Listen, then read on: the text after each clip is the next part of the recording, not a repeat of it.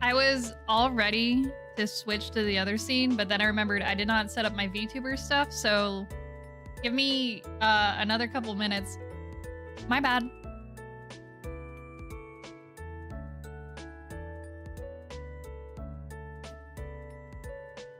Hopefully you don't hear all the banging and breaking things I'm doing.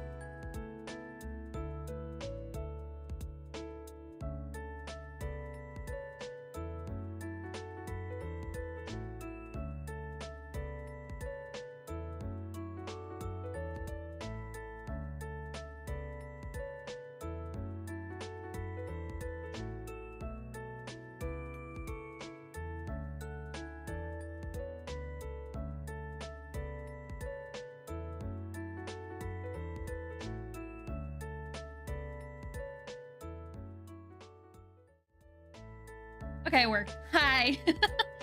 Sorry for the late start. I had everything set up. I have my tea, I have my water, I cleaned my desk, I cleaned everything, and yet I forgot to do all my VTuber stuff. I even did the go live messages, which I usually forget to do, but I remember this time. And I just got Discord pinged, which is not supposed to be happening, so let me fix that. Streamer mode. How do you turn on streamer mode? I did clean my... It is an achievement. Thank you. Where in the world do you turn on streamer mode? Oh, wait. That's server settings. Hee. Stop pinging me. I like this person, but stop.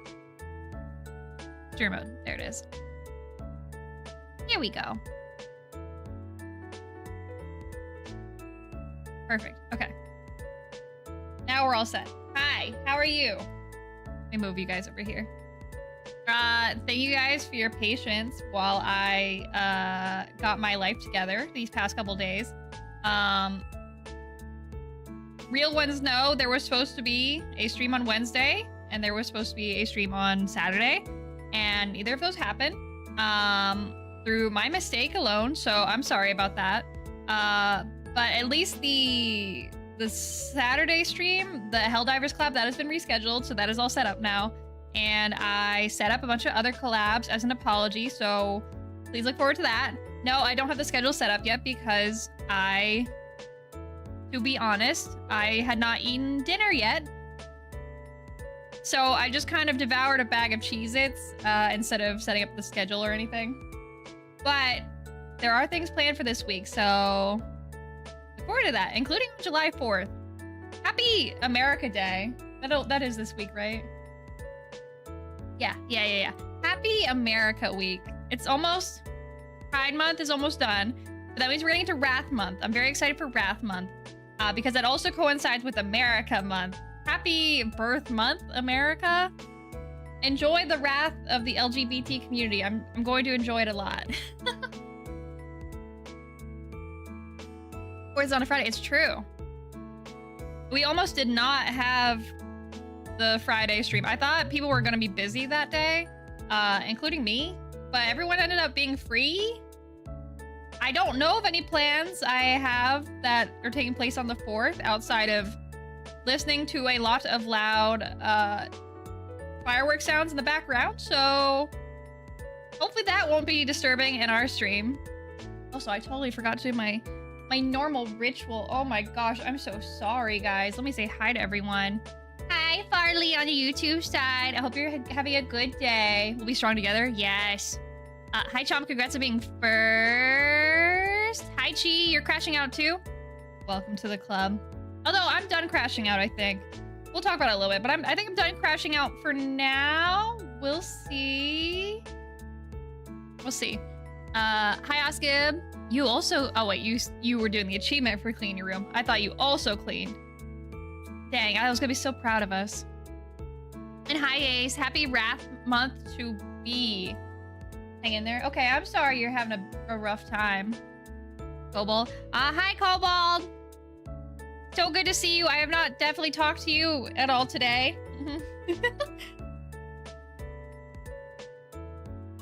I was working so hard, guys. I did so much today compared to how much I should have done this week. Like, I was supposed to be so productive because I took the entire week off of work. I don't think I mentioned that at all. Every day this last week, basically, I was not working. All I did was clean and exist, and fail to do the streams I scheduled. Whoopsie! Sorry. I think I needed it, though, in some capacity. Well, partially because I was going to run out of paid time off, and I need my paid time off. Because they won't let me roll over my PTO. But that's fine. I did almost use that PTO, as an excuse to go to Offkai. So I almost did make a trip to Offkai. Unfortunately, that would have been a logistical nightmare, so I did not go. But next year, maybe. Although, there are people saying that there will be a East Coast VTuber convention, which I would be really excited for. It'd be a lot easier to get from where I'm at. Wait, wording. San Jose was not very easy to get to due to how the flights were set up. I would have had to fly into San Francisco and then take a train to San Jose, but the flights to San Francisco were really bad at that point. So instead, it'd be a lot easier to get to Boston, considering I've been to Boston. That is an easy flight for me. East Coast one, right? I think Boston's also a good place too. I don't know where they're planning to have, like, I don't know a lot of details on when it's happening. I just saw it on twitter.com. I would love to see it. I would love to participate in it to some capacity. I think I messaged the person who is like sort of spearheading it. I said, I would love to volunteer. I don't know if I'll actually will, but that'd be neat. Also, my eye tracking is really funky today. Sorry if I make weird faces at you guys. I don't know what's up with that. I'm just making normal faces. Whatever. But it would also mean more opportunities to see more VTubers, which I would like. I think they also mentioned they wanted to do a care package for East Offkai. I don't know what we're calling it. I don't know what the name for East Coast VTuber Con is, but I think they want to do like a hygiene package, which I think would be kind of funny, but also good. But also kind of funny, because cons historically, regardless of being VTuber or not, have not smelled very good. But I would like to go, and I would like my complimentary care package, even though I'm gonna smell so nice. I'm gonna smell like not swamp water, because I don't really go in a swamp. Do frogs smell nice? I can't tell because I am a frog. I never know what I smell like. That's the total side tangent. People who like do perfumes and stuff, I understand that now. I used to not do perfumes because I was not a girly girl. I just wanted to be not even like one of the boys. I just wanted to exist. I didn't care about like makeup or perfume or any of that. And now I'm so self-conscious about what I smell like. I don't even like, it's not as in like, I think I smell bad, which maybe I do. I don't know. It's more about, what do I smell like? I will never know what I smell like, just my like base scent. Not my stinky scent, just like my base normal daily thing. This is such a weird, awkward topic for so many of you to hop in. Hi. It's so good to see you. I hope you're having a good day. Don't mind me talking about how smelly I am. Also, hi, Alex. Hi, Garbanzo. I think I saw another person hop in. Oh, okay. Oh, my chats are all messed up. See, there's a lot of benefits to doing multi-streaming because I know some people can't access YouTube and vice versa. But this also means that it's really hard to set up the chats so I can see both at a normal rate. There you go. I popped you guys out. You got special privileges now. Stinky, I'm not stinky. Well, I hope I'm not. I don't know. May didn't comment on my smell when I saw her, so I must not stink if she didn't say anything, but at the same time, maybe she's too polite to say I don't stink. Actually, I think that's true. I think if I was like the most rotten, disgusting creature alive, she would still be nice to me. I want her to be mean to me. She needs to be more mean.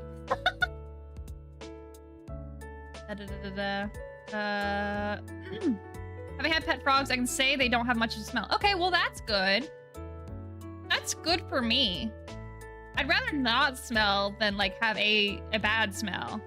Although having a good smell would be nice to like have a positive quality about me. But I guess smell is very subjective if it's good or not. Like, how many people here like the smell of gasoline? Do you like the smell of gasoline? Do you go to the gas station and you just huff up that air like it's, what is that addictive substance? Like it's cocaine? Because I go to a gas station, I don't huff it like it's cocaine, but I do be smelling that gasoline like a normal amount. I just like the smell of it. I know it's bad for you, and the point of it smelling that way is so that people like know there's gasoline, because gasoline doesn't naturally smell. Fun fact, gasoline has an artificially added smell so that if there's ever a gas leak, you will smell it. So if you smell gas when you're not supposed to, that's bad. Hi, Cobalt, welcome in. Do you like the smell of gas? It's a mechanic thing. That's a good thing, though. It'd be really sad if you hated the smell of gasoline and were a mechanic. I don't remember. Oh, also a gasoline enjoyer. Yes, thank you. It just is a nice, I don't call it pleasant. It's a fun smell. I don't know how else I would describe it. May said that she'd drink gas if she could. Base, actually. Because it just smells good. Well, just because something smells good does not mean it would taste good. See, coffee. Unless you're a coffee lover. Do I have any coffee lovers? I have my tea in my hands right now. I mean, it doesn't look like it. My hands are at my sides. But also, I have tea. I have vanilla lemon tea, I think. It's like a Yogi brand. I'm trying to expand, you see. And this one's supposed to give me caffeine. It wants you to drink 3 to 4 cups a day.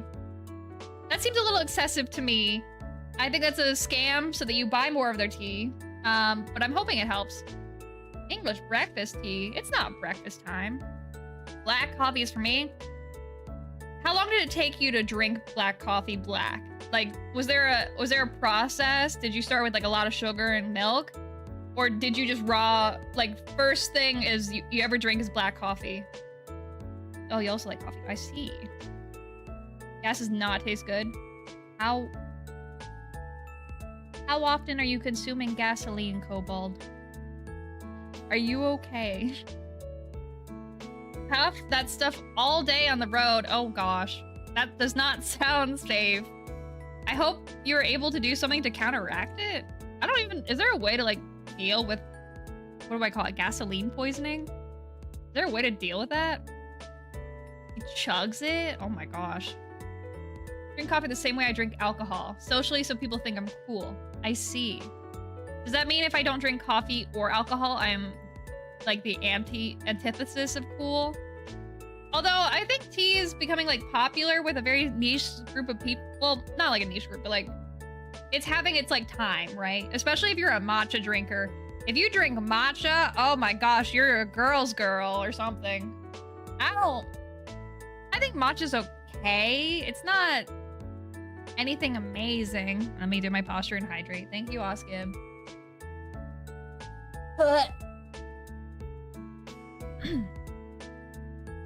And then here's my tea. I'm not gonna do my normal bubbling thing because it's still warm, but thank you. I raw dogged black coffee brewed over a campfire from a tin pan.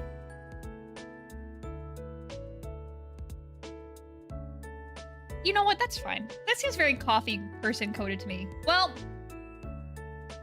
I think there's two kinds of coffee people. As someone who is not a coffee drinker and is not surrounded by people who drink coffee, you have one side, and this one side is very, very into the process of making coffee. They care about the beans. They care about the process. They like to do it themselves. It's very bougie. And then you have the other side, where they are just drinking coffee to survive. And they will drink it in whatever capacity it is provided to them. I think that sounds like you, Cobalt. Old card. Ah. Cowboy coffee is the best form. Is cowboy coffee where you drink it over the campfire? Is that what it is? Give me my caramel frap with some espresso. Okay, you're the first camp, Oskib. I think Garbanzo, that means you were also the... You're like in the in-between. I guess you're not really either way. First is nice on weekends. Do you have the fancy coffee setup too? Do you have like a grinder and all that jazz? What are... I feel like there's so many pieces that go into a good coffee setup. I don't know what all you guys use. Hey, is there still... I mean, I don't think there's really a lot for like... tea, unless you're talking about like tea ceremony.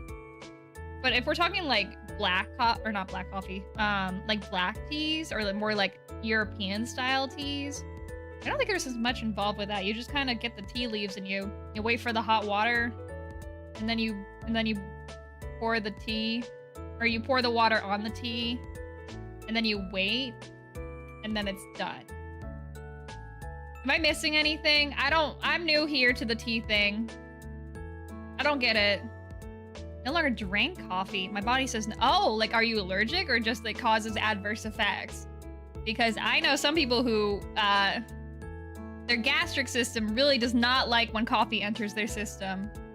Although I guess you could say the same for tea, because I think tea is a diuretic. I think that's right. It's the one where it makes your, when your bladder really, really, really needs to empty itself. That kind of thing. I'm not sure why that is, but I guess it's technically healthy if it's getting all your impurities out. Bottled bean juice? Bottled? You're drinking bottled bean juice? Olive water makes sense. Bottled? That doesn't sound good. Although, every time I've had tea from a bottle, it's also not good, so maybe I just have a bias against bottles. Like, the one time, I've only ever tried it once. I had a barley tea from an Asian supermarket. It was bottled. I wanted to try it. This was my phase of like, oh, I really want to go visit Japan and go study abroad and do all this cool stuff. That never happened. But I tried the juice, or I tried the tea, rather. I had to plug my nose to get through it. It was so foul. I've never tasted something so horrid in my entire life. I don't know how people drink it. I assume, like, not handmade, but what's that word? Fresh barley tea. That might be okay. Bottled. There's just something about the bottle, like, the sitting in the bottle that I think ruins a drink. I guess you could say the same about juice too, depending. Although I've never had freshly squeezed juice. I'm also not a juice person. Is there any fresh juice drinkers here? Is it better than bottled juice? Oh, you know what? Also bottled water too. I hate bottled water. It is the most foul tasting thing to me. I'm picky. I need mine fresh from the spring, fresh from the tap. Give it to me in its most pure form. The bottle ruins everything. You get all those microplastics in it. It tastes nasty. I hate it. Barley tea tastes pretty close to coffee. Ah, I see. That makes sense. I've never drank coffee before, to be clear. I've had coffee desserts, which, as far as I can tell, they taste like coffee. I'm not 100% sure. You can correct me if I'm wrong. The only thing I think I like that's got coffee, at least in the name, is coffee cake. But I don't think coffee cake actually has coffee in it. I think it's just a cake that you're supposed to eat with coffee. Am I right? Is that how that works? natural spring by my house. I'm on my way. I need to just drink that straight from the glacier itself. I drink more tea. I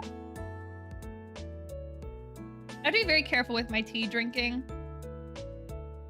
I'm still learning the process, and I don't really have a great way to boil my water. It doesn't boil, it just gets really, really hot, so the flavor, I think, doesn't get through. But then also, if I wait too long for my hot water to, like, absorb the tea, then the tea becomes bitter. And then I've had to have a lot of tea lovers be like, oh, you're doing this wrong, you're doing that wrong. Well, I only do things wrong every time I try to get out of bed, so what do you want from me? Put the tea in the sock and then boil the sock. Are we including the water in the sock, or is it just the tea leaves in the sock? Because I think if you put the water in, you might have some issues. Spring water's pretty good. Oh. I want some spring water now.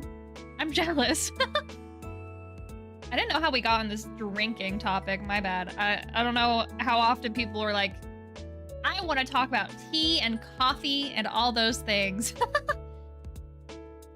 But speaking of getting out of bed and making mistakes, I nearly didn't get out of, well, that makes it sound like I physically could not. If you saw me on twitter.com, I was having a rough 24 hours. Well, like I mentioned, I've been having like a weird week where I wasn't able to stream or anything. So once again, my bad on that. I've noticed this strange habit of mine where every time I hang out with a group of people in some capacity, I just end up depressed, which I think is the opposite of what's supposed to happen. And this is like online or offline, to be clear. But like, I hang out with people. I had a great time on my collab on Overcooked. If you saw me giggling in that collab, you understand. And then I finished that collab, and then I just kind of felt empty inside, and then the weekend hit, and I just got more and more depressed. So I went to bed depressed. I woke up depressed. And then for some reason, there's just something, for some reason, about when I get sad, I get really productive. So in my sadness, I was able to entirely clean my office. I'm very lucky that I'm able to have an office separate from my living bedroom. Living bedroom? That's not how that works. So that's entirely clean. I dusted everything. I vacuumed. I completely moved my desk from one corner to another. I took my computer out back and shot it with condensed air. And now it's pretty quiet. Well, I don't know if it was loud before, but I moved that too. I think it has better ventilation where it is now. It is a lot closer to the microphone though. So I feel like if I moved my microphone over, you could probably hear it, but it's not that bad. Could have stopped to shot it? Well, I mean, I did shoot it with condensed air. Although, I nearly took out one of my monitors and shot it in the back. I inherited a very large new monitor from someone a long time ago. I've never set it up. So in my haste to set up my new PC setup, I took it out and I measured my new monitor because I was gonna replace my tiny one with it. My current big monitor, the one that is staying, is about 24 inches, like from left to right. I didn't do diagonal. I didn't know you're supposed to measure diagonal. There's just left to right. The new one is 28 to 29 inches. And you can really tell it is far, far, far bigger visually than the other one. And I don't have the room on my desk for it, to be honest. Did I have someone help you move stuff around? Nope, it was all me. I did it all by myself because I was crashing out. That was my crash out. When I crash out, I clean. It's better than other ways of crashing out. It could have been a lot worse. I could have just blew up. I didn't. I just blew up my own home. I did that all by myself. I went to the store to ask if they had the power cord for my new 28-inch monitor, because when I got this new monitor, they didn't include the cords for it. I'm very lucky I have the display cords for it already. I have like a box full of old tech stuff and like cords that I never used. I had a couple of display ports in there, so I had some lying around. But they didn't have the power cord I needed at the shop I went to, so they're like, yeah, you gotta order it off Amazon. It'll probably be like 30 bucks. And I'm like, 30 bucks for a power charger? That's crazy.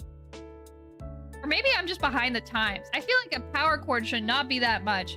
All it is you plug in one side into an outlet and you plug the other side into the monitor. Why does it need to be $30 to do that? Power cord for what? My 28-inch monitor. Because it's the same brand as my new monitor is the same as my current big monitor. So my 24-inch and my 28-inch have the same maker. I think they're LG. But for some reason, the whole power cord for it, which it should be the same for all LGs, is apparently $30. I haven't checked yet. To be honest, I set this PC up back to where it was about, like an hour or two ago. Whenever I messaged in my Discord, okay, like 2 hours ago is when I reset my PC. This PC was not working all day until like 2 hours ago. So the stream nearly didn't happen. I was being a little silly with it. I nearly also used my 28-inch monitor just to like test it because I do have the power cord for it technically. I just can't use my 24-inch and my 28-inch. But that sounds like a pain. So I went back to my little baby monitor. But both of my monitors are now on my graphics card. One of them used to be just attached to the base computer because I didn't have the correct power cords at the time. Now they're both attached to my GPU, which hopefully will help with processing and making it look pretty. So that's a big benefit. Although my tiny piece, or my tiny monitor is tiny. Well, it's not tiny. It's like, that one's 24. 18 or something. I forgot to measure it, but it's not big. But it's not like awful. Like I've had smaller monitors. I just think using the 28-inch one would be really funny. Like, there's no reason for me to own a monitor that big. In fact, it will probably actively cause me problems to use the monitor because resolutions are going to be a pain. But I think it's funny. So I really want to use it. So I have to go on Amazon later after this stream and order a bunch of stuff. I was thinking of ordering, I had like a list in my head. I was thinking, so there's the power cord there. I want to get a monitor, not a monitor stand. Well, in my quest to decide if I want a new desk or not, I've been wondering if maybe I should get a monitor stand to hold my both of my monitors. However, if I'm going to be using my 28-inch, my 24-inch, that's 28 plus 24. 52? That's 52 inches of monitor plus 2 to give an edge on each side. So that's 54 inches of monitor I need to put on a monitor stand. My desk is not that big. I can't do that. So I'm also on the do I want to get a desk now officially?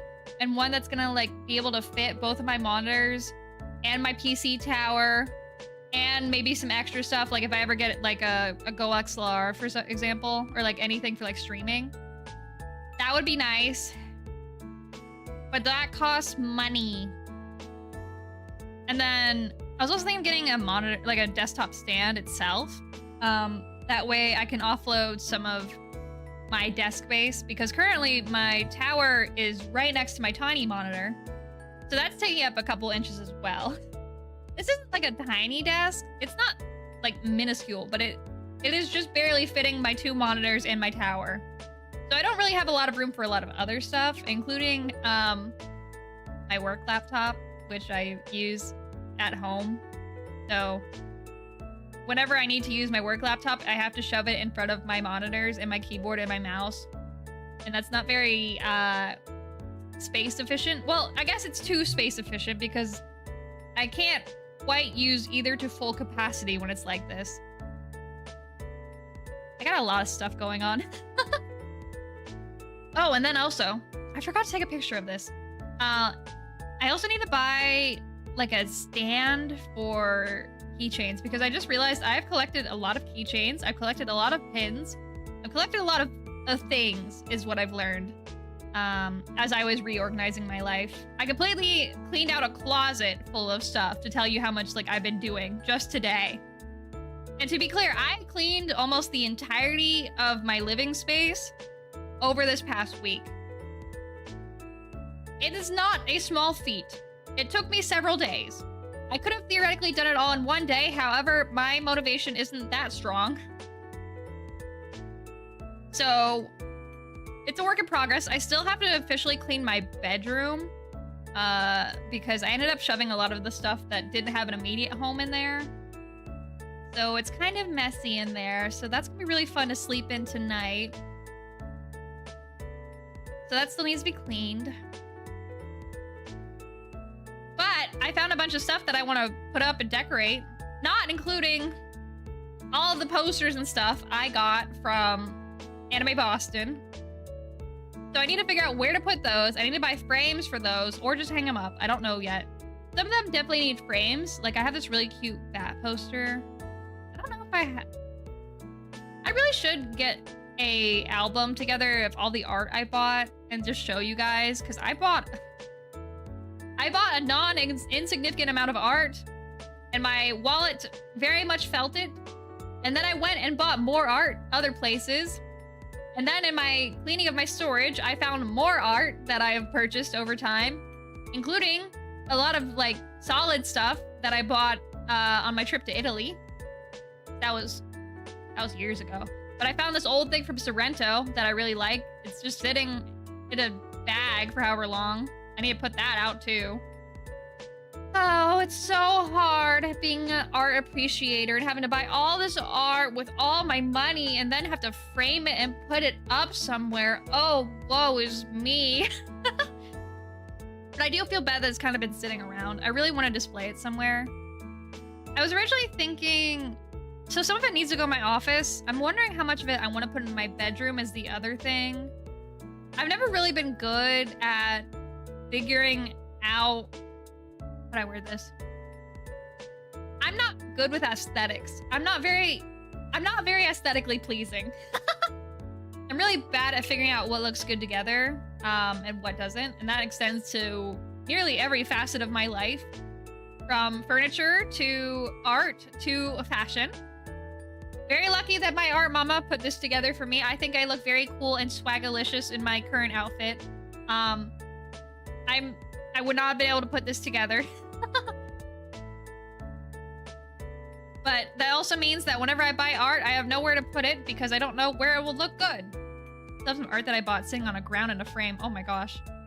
At least it's in a frame though. Because my art isn't even in a frame. I actually have one piece of art that I hung up. It's not framed. It's like an actual painting. I just kind of put it up with a command hook. It does not look good where it is, but I wanted to put it up because I've owned it for literally years. I just have never put it anywhere. It's hanging now, so at least it can be appreciated, and I get to appreciate it when I'm walking around. It doesn't necessarily look good where it is, though. And that's partially my fault. That's partially, well, I mean, it's 100% my fault because I put it there. I have a lot of thinking to do. I have so much to do. I have so much to do, both online and offline. Because even when I was cleaning, I also was messaging a bunch of people, planning some collabs and stuff, and planning a big event that I want to do later this month. I need to make a graphic for it, I think. I also need to invite more people to it. it's gonna be big, but like not as in like big production value, if that makes sense. So don't expect like, you know, like a musical or anything. Don't expect a whole like movie production. It's just gonna be like a big organizational thing for me because I want to organize things and I think it's fun and I want to do this thing that I've been wanting to do for a while. Big things coming. A lot of big things coming. Just some of it at different paces. And this one in particular requires a lot of effort from me. So look forward to that. Look forward to another thing that I need to work on. Oh, I'm dropping frames. Uh-oh. Whoopsie. Well, I'll drink my tea while that's happening. If you suddenly find your stream lagging, make sure to refresh the page.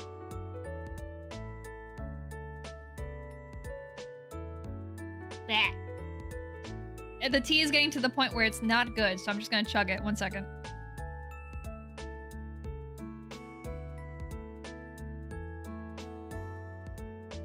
Blech. I don't think I'm meant to be a tea drinker. Okay, there we go. Tea is done. No more tea. At least I had it.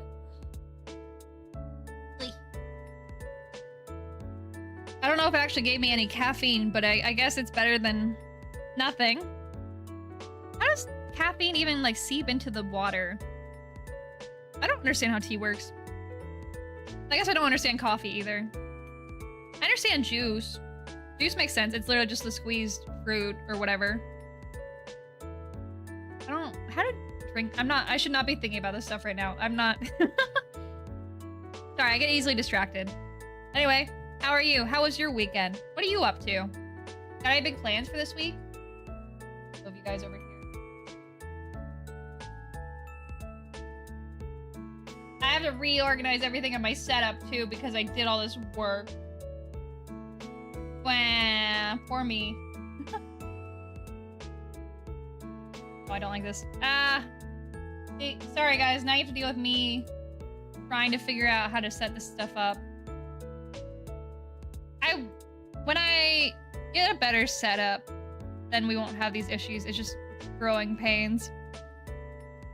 I tried to mute myself so I could adjust my microphone stand, but I hit Discord mute instead of this mute. Okay, 1 second.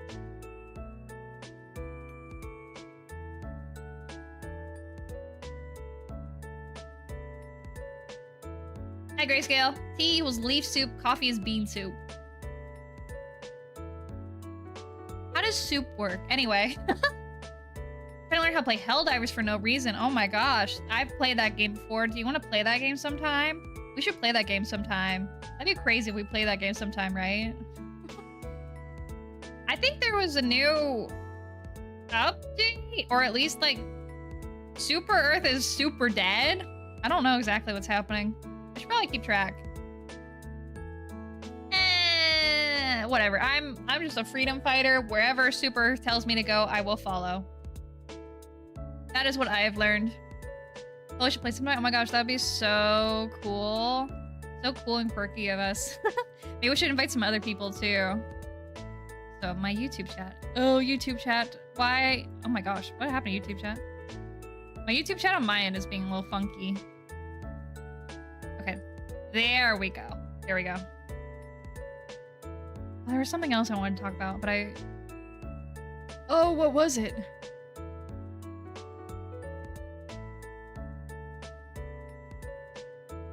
Whatever. Anyway, I've got a bunch of collabs coming up in the next couple weeks. I hope you look forward to it. I've decided that July is the month where I try to expand my social horizons.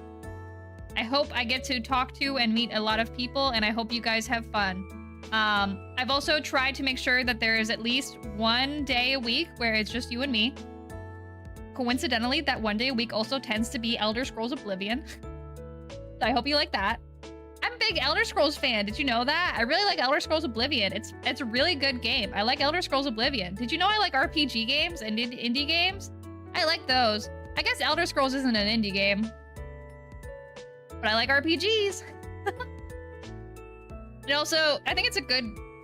Elder Scrolls is a really good, like, yap game for me, personally. Because I can I like being able to like share this game with you guys because I grew up with it, technically. Not the exact version, but you know.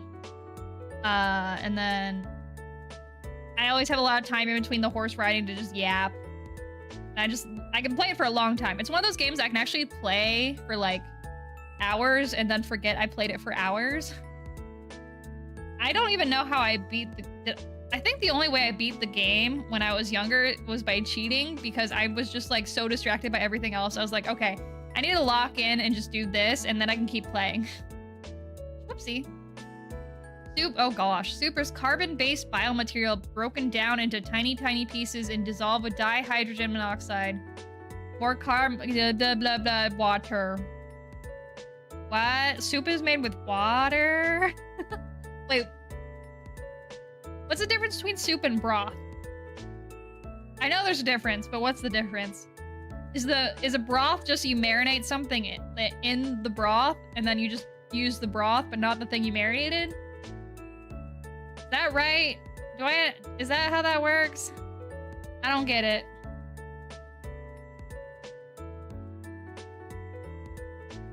The other fun thing about scheduling all this stuff though, I opened up my Google Calendar for the first time in 10 billion years. And I deleted everything off of my calendar because I no longer need it. And I just completely reorganized it. So all it has is just collabs and when I am not available to collab. And I've still got more things to add to it. There's a lot to do. Let me see how many things I have currently added.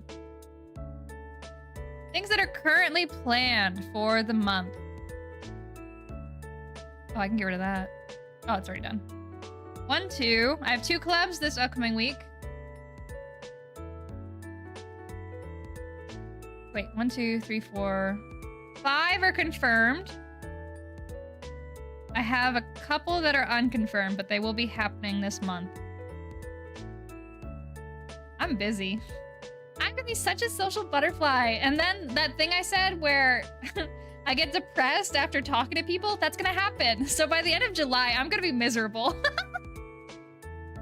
You're gonna see me all happy and bright and full of joy right now, or at least the closest I'm gonna be. And then at the end of the month, when we get to August, I'm just gonna be a PNG in the corner. I'm just gonna be crying on stream. Aren't you guys so excited for that? I love when that happens. I love crying on stream. Isn't it so fun to cry in a public place where other people can observe you and judge you for it? I love doing that. It's my favorite activity. It's like that song Breaking Down. Oh my gosh. Oh, why is that covering you? Sola. Hi, Sola. How are you doing? Hi everyone, I'm Lyre. I'm the Wandering Frog VTuber. It's so nice to meet you. I promise I'm not crying right now. Don't worry about that. I am the Wandering Frog VTuber. I stream RPG and indie games and apparently talk about crying on stream way more often than I should. I hope you had fun. You were playing Fantasy Life. Oh my gosh, were you having fun? Should I play it? I feel like I don't know if I've ever like looked at our similar. I don't know if we have similar game trace. I feel like we do. Love Fantasy Life. Maybe I should. I do love Life Sims.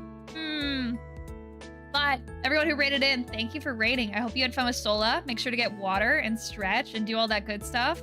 If this is where the raid train ends for you, thank you for stopping by. I hope you had a good time. Sola, go get water and stretch and do all that good stuff too. Thank you. I love you.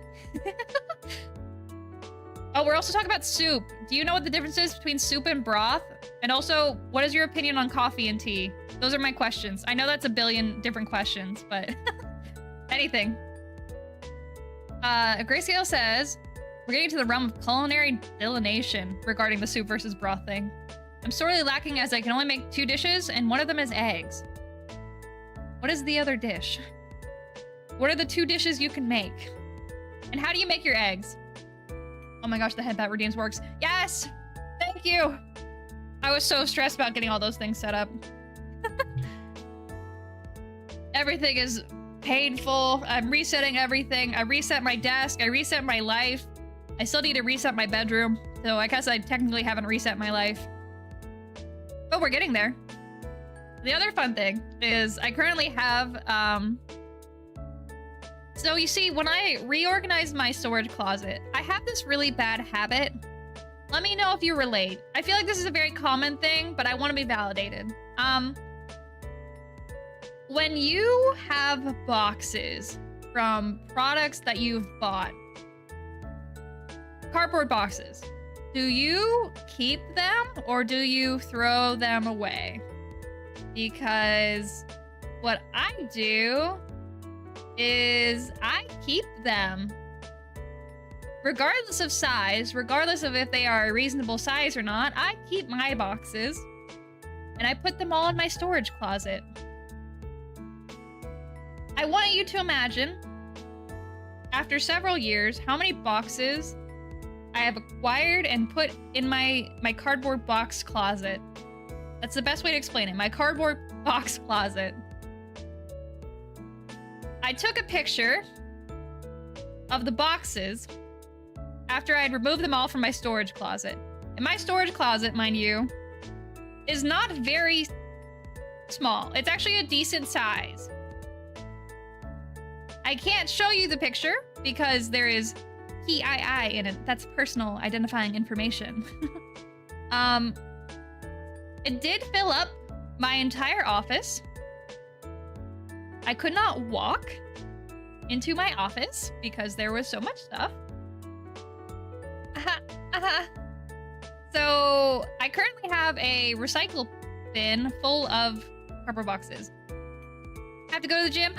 Good luck at the gym. Go get swole from me, Sola. Have a good time. Go get gains. Unless you're not getting gains. If you go reach your fitness goals. I think broth is like a base typically made by long simmering an ingredient. Oh wait. Oh, it's getting cut off my chat.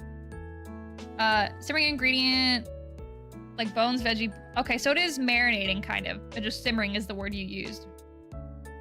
Soup will include other things. I see. Coffee. Oh, you're also a coffee drinker. I want to do a poll one day and just poll. I need like a super duper big audience for this, but I want to poll you guys, but with very mundane, normal, boring questions. Like, do you drink coffee or tea? Do you like soup or do you like stew? What is your opinion on hot drinks? Like, I just want to do really boring questions like that. I just want to see what you guys are like. I want a like magnifying glass to your brain. I want to understand what's going on in there. But nothing like serious or regarding like your deep traumas or whatever. I just want to know really boring stuff about you. I think it's fun like that. I like knowing boring things. Depends on the box. Gonna keep. See, that was my thought too. Because I also was keeping all these boxes for whenever I theoretically moved. That was my thought in my head. But I also don't really plan to move anytime soon. Unless something crazy happens. I don't know.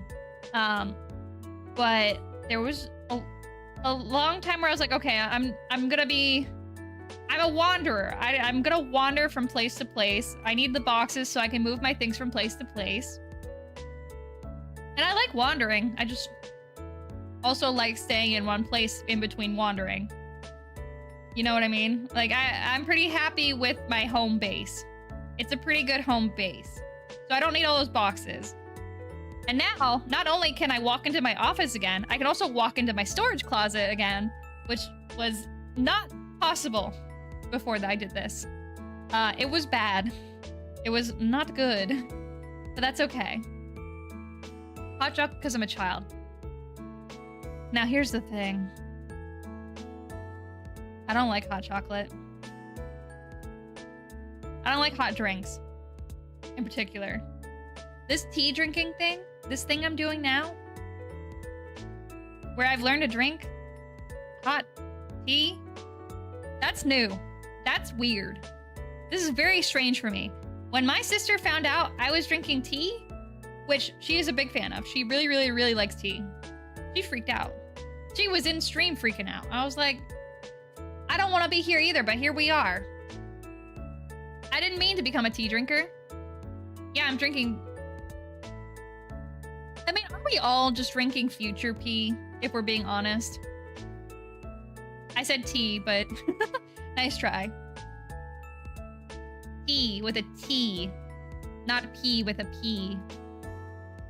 P and P sound the same. Wow. I feel like I have revelations like a high person. Like I will make the most random connections in my head. Like, wait, that word comes from that word, and that's why that is the way it is. Whoa. I always do this on stream too, so I'm sorry. If you see me like making really obvious connections, that's the brain cells that I have like buried somewhere reactivating. I hate hot drinks. See, I am the same way. I don't like hot drinks. They make my like esophagus, like that whole process, it feels weird. It's a weird feeling. I don't like it. With the tea I'm drinking now, it's not so bad. Maybe I'm getting used to it, but it feels uncomfortable. I don't like it. And I know I need to get used to it though, is why I'm like trying to drink it, because also it's supposed to be kind of healthy for you or something. But I don't like it regardless. That being said, I bought some more teas. I bought the vanilla chai one, or not chai. It's like a vanilla lemon. I bought throat coat, which is supposed to be really good for vocal health.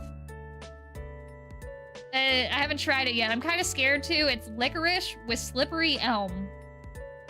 I've heard people don't really like it, so I'm kind of holding off on drinking it until I have to. I'll give you guys the review when I finally do drink it. I'm not expecting a lot for cold drinks and hot drinks. I think I am like an old man in this regard. I think of like the stereotypical old adventurer, like I like hot food and cold drinks. That's me. I'm the old man in the corner who's been through it. He's like a 50-year-old old adventurer. All he wants to do is drink and eat, except my drinking involves non-alcoholic beverages. If you give me cold food, I'm going to think it's gross unless it's ice cream. If you give me hot, nasty drinks, I'm going to think it's a hot, nasty drink. I don't like it. Anything outside of my specific, like, requirements is sick, nasty, disgusting. Parentheses, negative. Hot drinks help wake up my shambling corpse. That's the other thing is... I've also been eating breakfast. That's new. This is just me talking about my self-improvement journey. I'm sorry that we got here. Sorry, I guess it should have been the liar talks about her self-improvement scheme. But anyway, I've been eating breakfast now. It's not something I used to eat before. I used to just kind of tough it out until lunch because I didn't really get hungry. I still don't get hungry in the morning, but I think it's good for me to eat something to activate my stomach in the morning, if that makes sense. Because there's something good about like having your, I don't remember, it's like your stomach should like work from like an 8-hour shift or something. Like you should only eat food within an 8-hour window is I think what it's called. It's intermittent. I think intermittent fasting is based on this, but like the most efficient way for your body to work is if you only eat food within a certain window. I'm trying to do that. That said, I, over the past couple days, have decided to eat like Wendy's at an ungodly hour because my body was craving it. I don't know why. I think my body is fighting back on me trying to be healthier in some regards because I'll eat really healthy for a couple days and then it's like cheeseburger. And then I go out and get a cheeseburger and a Frosty and then I cry because it's 10 at night and I really should not be eating at 10 at night. But I really needed to eat at 10 at night because my body craved it. I know your body is supposed to like, your body craves what it needs, but I don't think I needed a cheeseburger with all this stuff on it and a Frosty. I think that was a little much, personally speaking. I don't know. Is that normal? Is it normal for the body to just randomly crave a cheeseburger at like 10 at night? I don't think I ever did that before. I'm trying to remember my old unhealthy habits. Specifically, I'm thinking of college. I was really bad about my diet in college. I would get fast food a lot. a lot, especially when I was able to like drive to get the food I needed. There was a lot of run to McDonald's, which I don't eat at McDonald's anymore. Very happy to say that. I have not eaten there in literally years. I know Wendy's is basically McDonald's, but I think of it as better. So that's an improvement. I've learned recently that Chipotle will put me in a food coma. And I can't work if I eat Chipotle. So I'm banning Chipotle from my diet now. So we're making big progress. I'm banning Taco Bell. I need to get rid of the app for that. I have so many like fast food apps. It's a problem. But I'm improving my eating habits, and I'm eating at less. Oh gosh, I spilled water. I'm eating at less fast food places. So we're doing good. We're making progress. Soon I'm gonna be just like the other matcha tea drinkers. Also there's gonna be an ad on the Twitch side in about 1 minute, just FYI. I wanted to make sure I say that before I forgot. But yes, if you also have good progress goals, you should also share them so we can all grow together. There was a time, this is gonna be like a little meta for a second. There was a time where I really wanted to be the sort of person or the sort of streamer where my whole like concept was about self-improvement and improving yourself in various ways. I don't think I live up to that idea, but I did like the idea of like being someone that other people could use to sort of grow alongside of, if that makes sense. Like I wanted to do a lot of cool stuff and show the work that goes into that, because I think seeing the behind the scenes on that kind of stuff is really interesting, personally. And I like to think there are other people who also feel that way too. I never got it off the ground, but it'd be cool one day to be like, here's my month of self-improvement. Here, you guys can follow along by doing these things with me. And then I will document my process, and it'll be so cool and epic. I thought that'd be nice. Maybe one day. I don't know what the goal would be though. What kind of goal would you want to follow a streamer with? Because like there's our Inktober. There's Inktober, which is drawing one day, or like drawing every day in October. There's November. There's No Shave November, but I don't think we need to do that one. As a frog. I feel like doing weight loss stuff, I feel like doing something related to like exercise could be good, because I think it's important to exercise, but it shouldn't be based on like weight or anything like that. It should be based on like feeling better. Yeah, that one too, Chomp. Just never eat then? See, but if you never eat, that becomes worse. Not eating at all will actually make it harder for you to lose weight, because your body goes into survival mode, and then when you come out of not eating, it tries to recoup all the stuff it lost, so it actually, your metabolism is just really screwed up if you do that. So dieting isn't really, to me, diets are not the solution. It's more about lifestyle changes where you are eating a healthier, you develop healthier eating habits. Like fasting is good sometimes. That's what intermittent fasting is. But it's about like creating lifestyle changes that help your body to only keep what it needs, but also make sure that you are running at full capacity. Because, how do I word this? There's a certain point where if you are not providing enough nutrients for your body, all of your other like abilities will also downgrade to some capacity. Like it's harder to think. For some people, fasting might improve your mental for a little bit, but it can also, depending on how long it goes, you will lose the capacity to do certain things. So I think it's important to just figure out what's healthy for you in that regard. 100 push-ups, 100 sit-ups, 100 squats, and a 10-kilometer run. I don't think I can do that, but good luck with that. Particularly the 100 squats. If you've been here, you know I struggle with squats. Although, I feel like I'm doing a lot of all those today. did notice that I stopped working out for a while and then I came back to it and my squats are not as painful. I don't know if that means I'm doing it wrong, I'm doing it right, or I've just gotten used to it, but that's nice. That being said, don't ask me to do squats because they still hurt and I hate doing them. I don't know, there's something about that particular like movement that hurts. Other things I can do just fine. Just squatting. And I don't think my legs are that weak. I don't know what muscles it particularly use. What are the muscles used for squats? And I also, I don't think I'll be doing the running. Running is my least favorite exercise activity, actually. It's the worst. I hate it. I don't know what it is. I think my body is just not built to run in any capacity, if that makes sense. Like, I can, but it really hurts. And I can do other activities just fine. I just can't run. Maybe it's another thing where I need to get used to it, or maybe I'm not running right.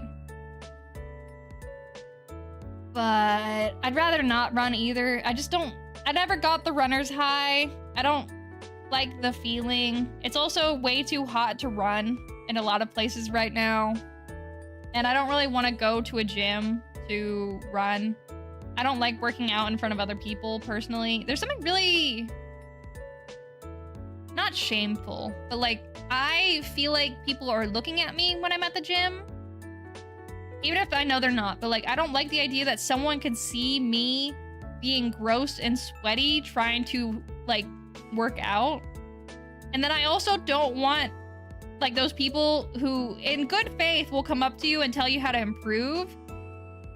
I think that would kill me. I think if someone told me I'm doing something wrong, I would just combust on the spot, personally speaking. I don't like being told what to do, and I don't like thinking that I'm doing something wrong. So that would just be a wombo combo where I just explode. Spend an hour on a bike is crazy. I'm just imagining sitting on a bike for an hour. Oh my gosh. I think I'd just get bored at that point. Like, not even like that I would get tired. I would just get bored.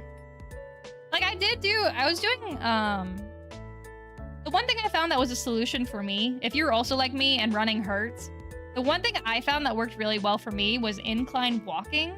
There are some treadmills where you can like raise the incline a crazy amount. If you just walk at a casual rate up those, I don't get the pain I get with running, but I still work out. Like, I sweat. It's rough, like in a good way. But I will do that for like however long when I was doing that still, and I was so bored. Like, I can sit for a half hour at my computer, not necessarily doing anything, and it'll pass by in a flash. 30 minutes walking is miserable.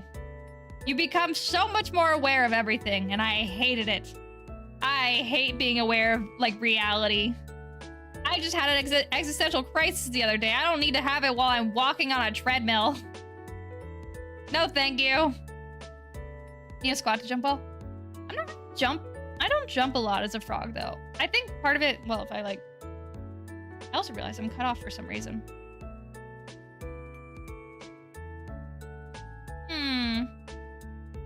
That's not right. Anyway.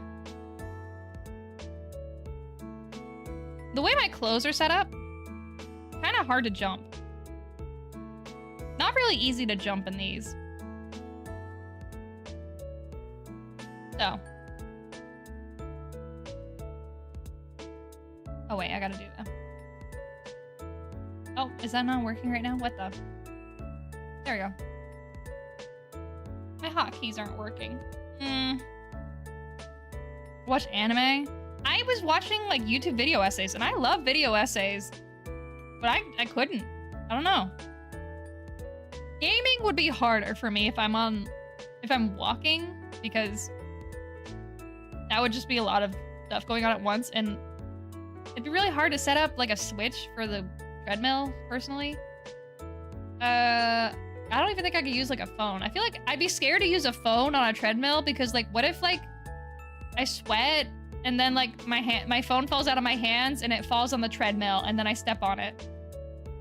and then it somehow gets into the treadmill machine and it explodes, you know? Like, I don't think I'm ready for that yet. What anime are you watching? Are we watching any anime, by the way? I know the new season's come out. It's coming out? I don't know exactly. Let me double check. My anime list. What's on my anime list? I know a lot of people are looking forward to... ask me if I wanted to be part of the processing thing, whatever. No, I don't want top anime. I want seasonal.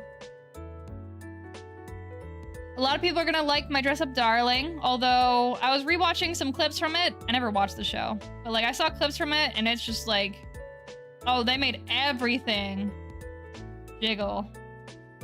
So I'm not gonna watch that, probably.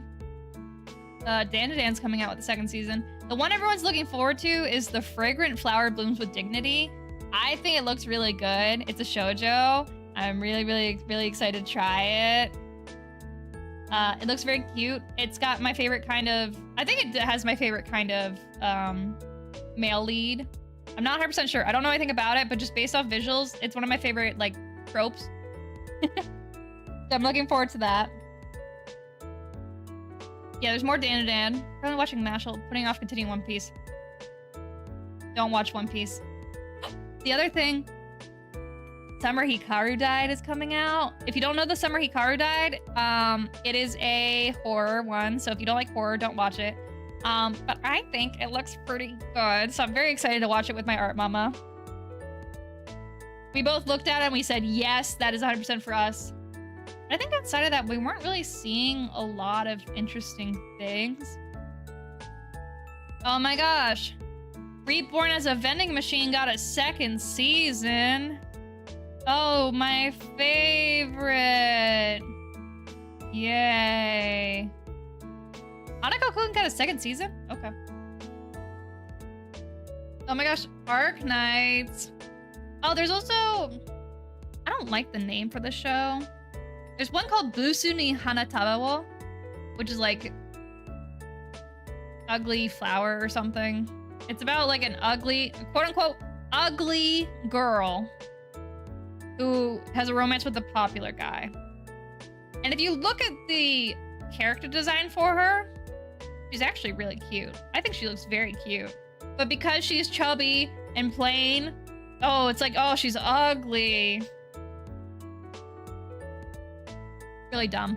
But I think she looks cute. I hope it's as cute as it ends up looking, maybe? I just want her to be happy. I like having non-traditional female leads, so this is pretty good. Now, if they keep being like, oh, she's so ugly, that'd be rough. I would not enjoy that. But if they're like, yeah, she's just a non-traditional female lead, great. I like that. And then there's Betrothed to My Sister's Ex. I don't know if it's a... Is that a reborn one? No, just a historical one. I'll take that. I feel like there's a lot this season that really grabs me. Yeah. Oh my gosh, so many cute girls doing cute things. I love cute girls doing cute things. Oh wait, there's also Karaoke Iko.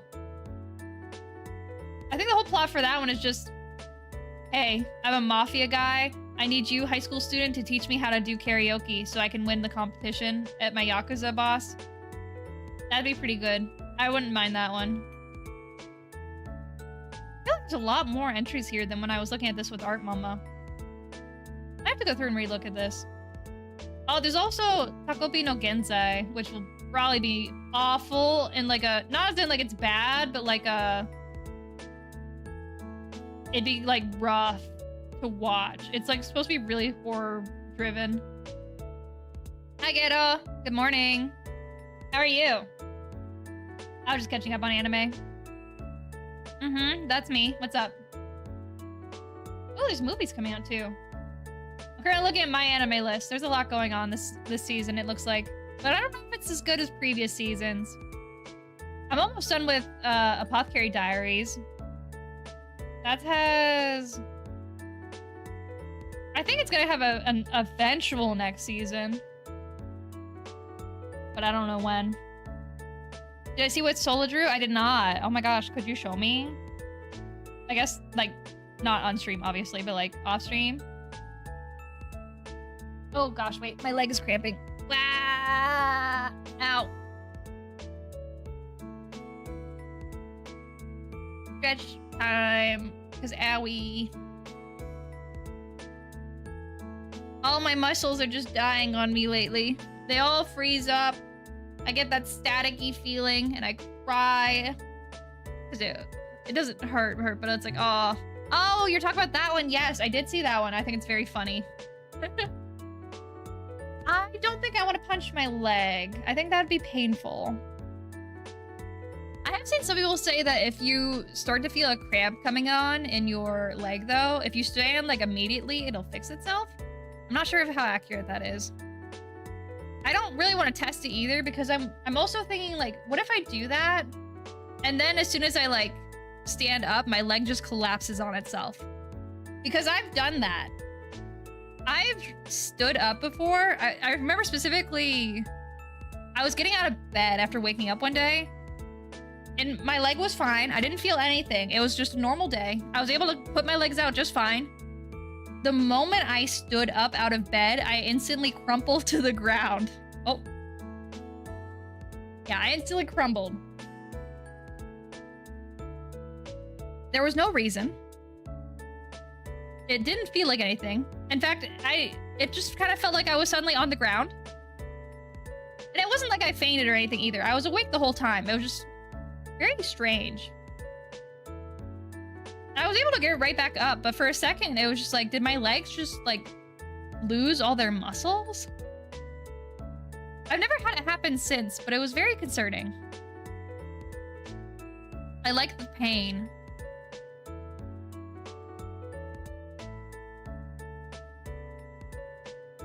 Okay, I kind of get it, but like, I don't like pain, but like, I kind of get like, enjoying the staticky feeling of when your legs or like when your muscles go numb and then feeling them come back. Like it's kind of an interesting feeling. There's an oh yeah. I don't know. There's something interesting about it. It's not like I enjoy it, but when it happens, it's like, oh, I guess this is fine. Although I wish it would stop happening when I wake up.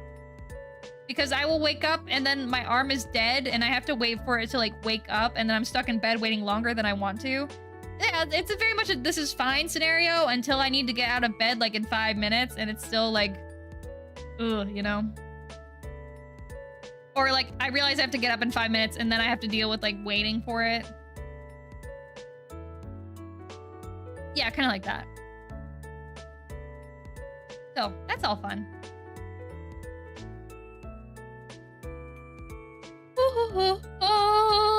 Oh, sorry, I'm so sleepy. I was supposed to, the caffeine was supposed to help, but here I am. I'm trying at least. Hopefully the games this week will be fun. I'm going back to Elder Scrolls tomorrow. I don't have the schedule once again. We're doing more Elder Scrolls. I forget what we did last time. I think we're still continuing on our path to becoming a Grand Mage. It'll be very exciting. I never was able to do the spell casting, not spell casting, but making your own spells in Oblivion. So I'm excited to learn that process and then blow up some stuff.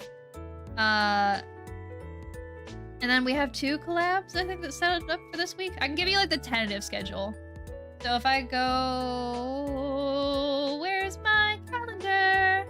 I really need my calendar. I love my calendar. I love planning things out and knowing exactly when things are happening, so I never have to over or under schedule things.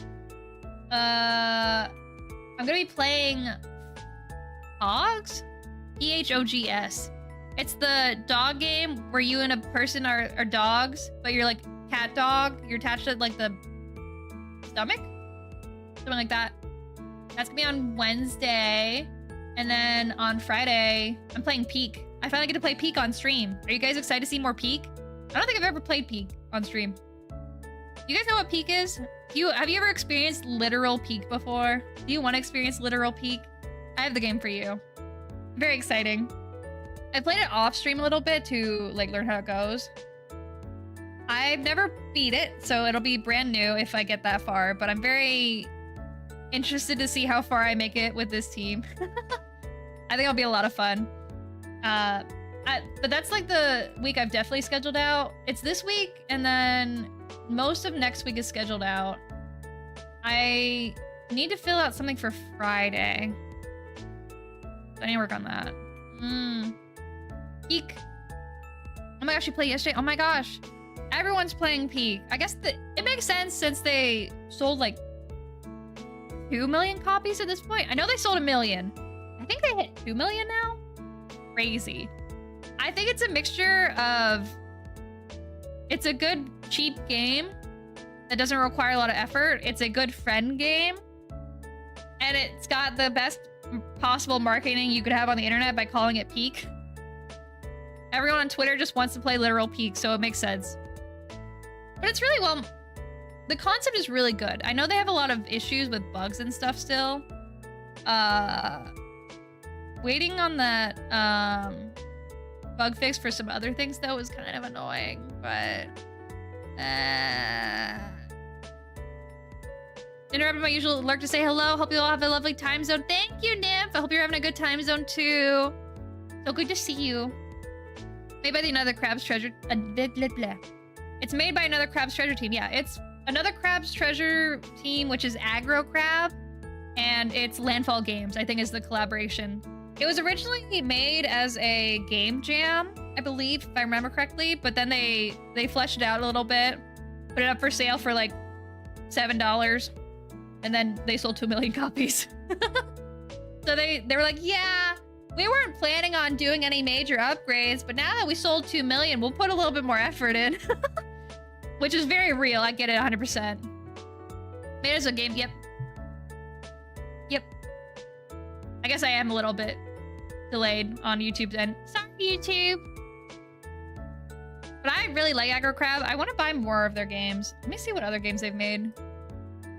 Okay, so I go to Peak. Peak! And then I go... Store page. And it's made by Aggro Crab. Oh, they have a couple more. Oh, they made Going Under? Oh, I wanted to play that game, but I never did. So they have Going Under, which is a dungeon crawler. It's about tech startups, which I think is gonna be really funny. And then they have Subway Midnight.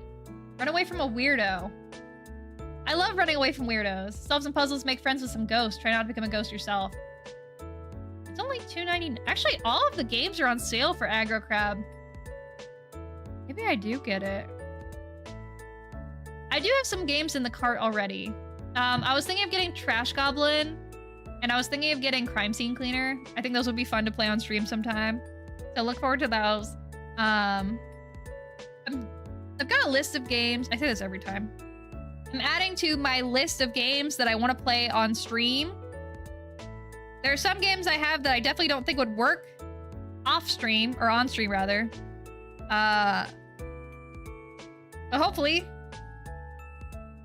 I can put those games to rest by actually playing them instead of just saying, oh, I will play this someday. Peak is so fun looking. If you guys want to play sometime, I would love to play. I think that'd be really fun. And then I will... Well, okay. I think how do I word this?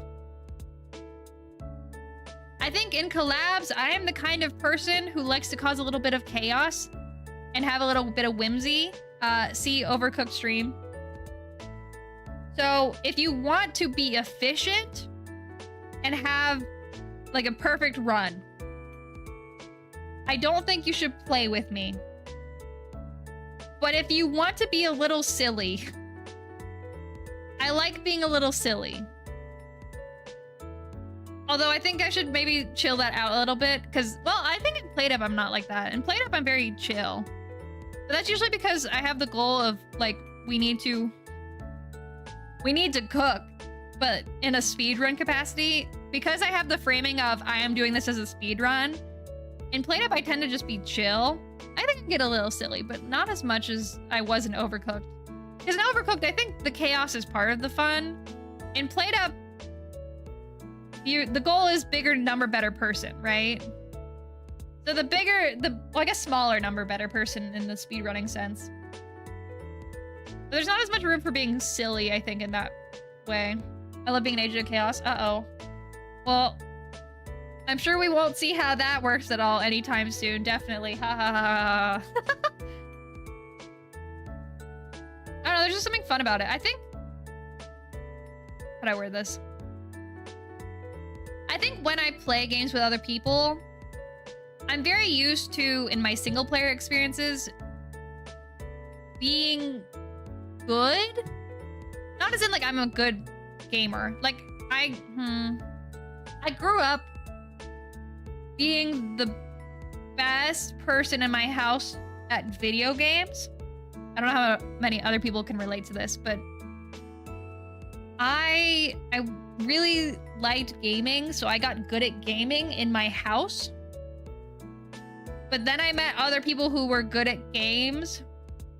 That's a whole other story. But because I'm used to being quote-unquote good at games, when I play games with other people, I don't really care about being good. I just care about having fun. Does that make sense? I think it's more about the social aspect for me. Or maybe it's because my brain is so used to like locking in some games that in return, when I'm around other people, I just kind of let loose, if that makes sense. Because I also have the problem when I play with my family. Like, we'll play like Kirby's Epic Adventure, whatever it's called. The ones where like you have like side scrollers or anything like cooperative. When I am put in those scenarios with my family, I tend to charge ahead and I just do everything really fast, which is not fun for them. And I think I've learned from that, and that's kind of why when I'm playing with other people now, I just like, I'm gonna be a little silly for fun. That kind of thing.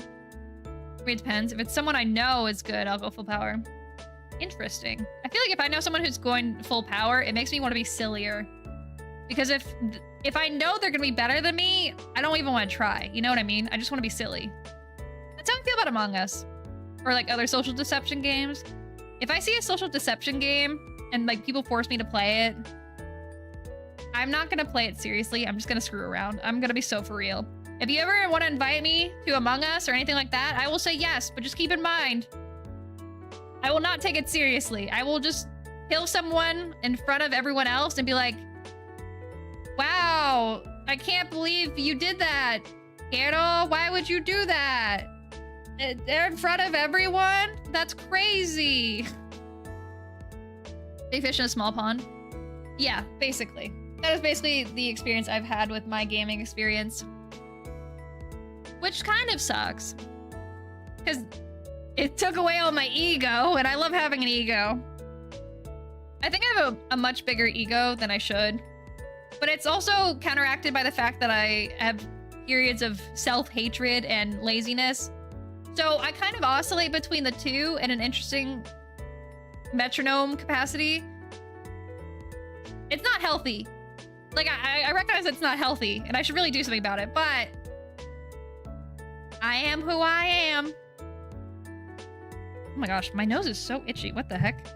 Ow. I haven't even done anything. I don't know why it's freaking out. Blah. The best Smash Bros. Player in my friend group. I didn't know that. Maki did it? It's always Maki! I hate that guy. I really should. I should be nice to him. I should be nicer. I should be kind and nice and gentle with my friends. Except maybe Maki will be the exception.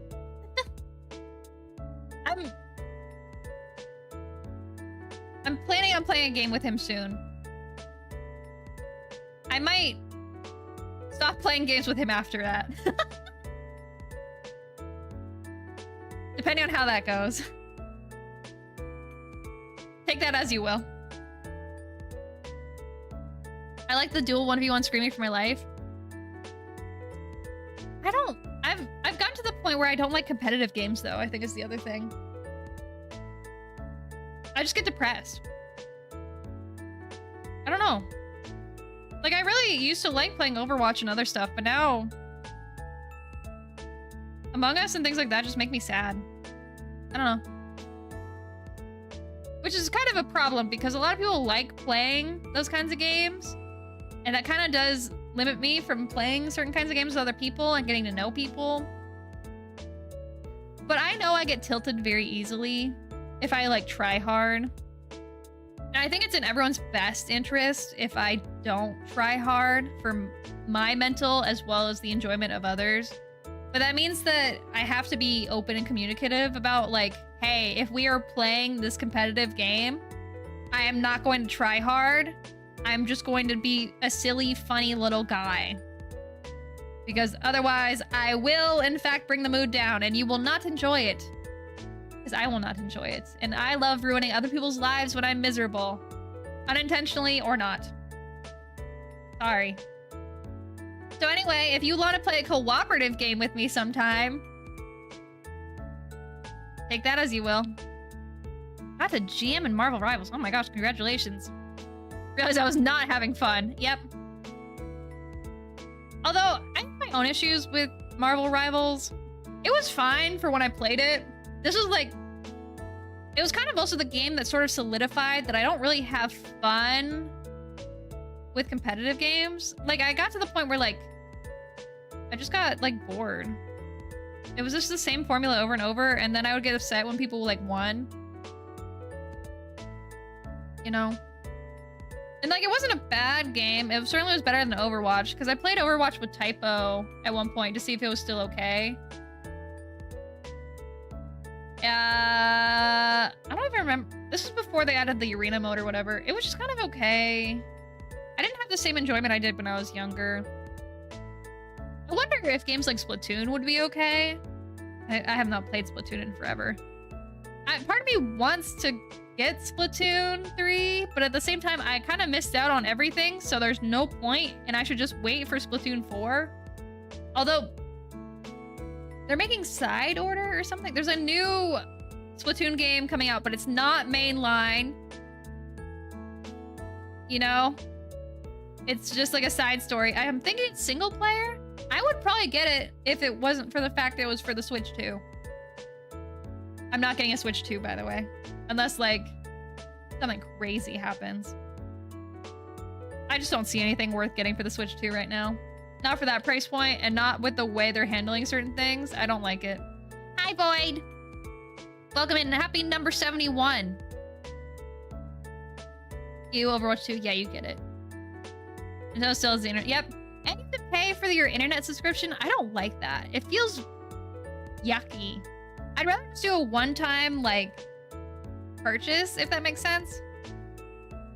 I also wonder why Nintendo needs you to pay for a subscription for internet when they are Nintendo.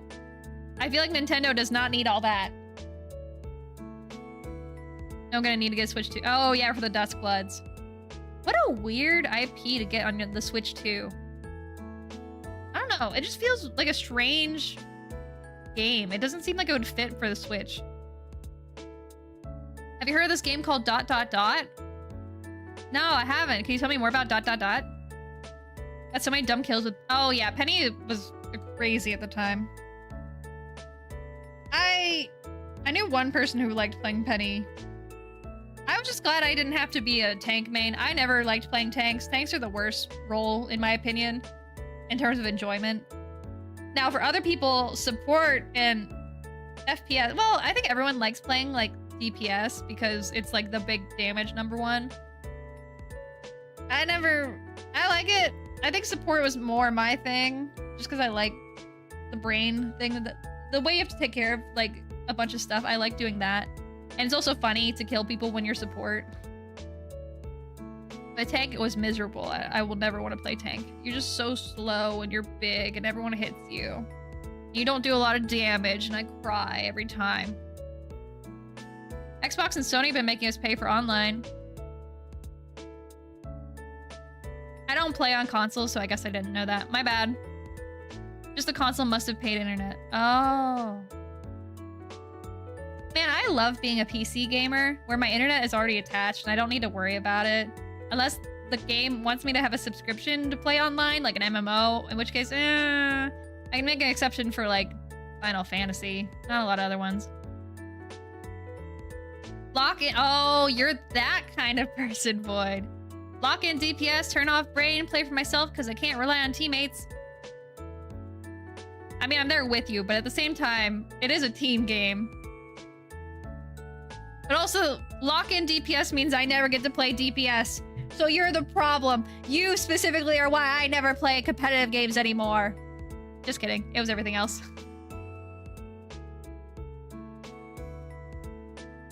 That was fun to support. Regardless of game, it was just... wasn't fun anymore. I don't know. I'm happy to play cooperative games. I would love more cooperative games. And not just like the Split Fiction, It Takes Two, whatever. I don't know. I liked It Takes Two when I played it offline. Split Fiction didn't really appeal to me. Like, there's funny moments from it. I've seen funny clips from it. I just don't think it looks good. Like, I think it's because it's the same formula as every other game from them.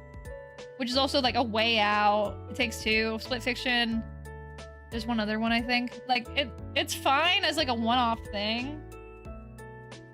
I don't feel any need to play it when I already have played basically the same game, just in a different font. You know what I mean? Like, the whole thing is... the literal formula is...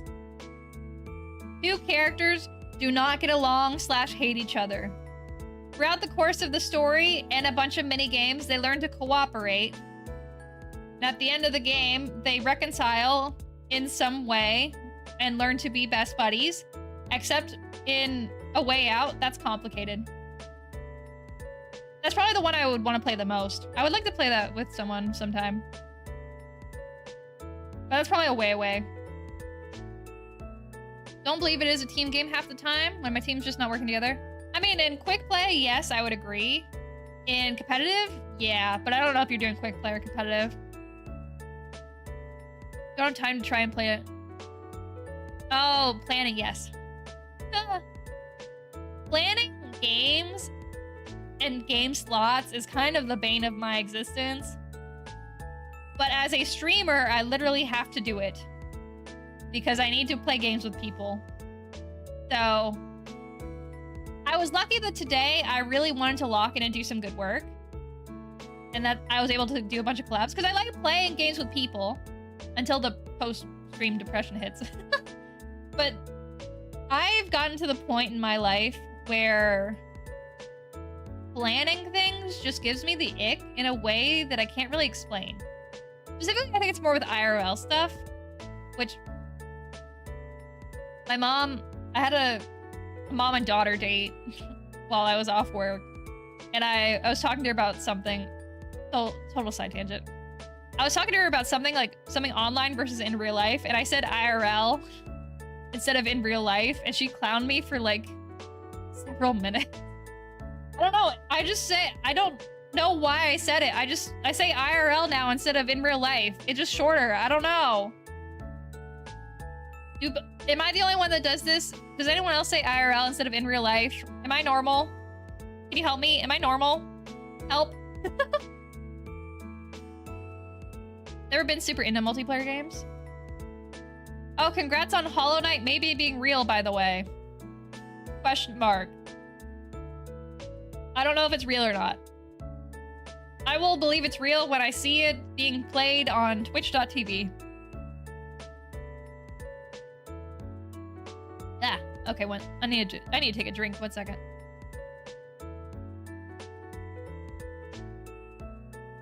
Ah. Sometimes my, like, jaw, not locks up, but, like...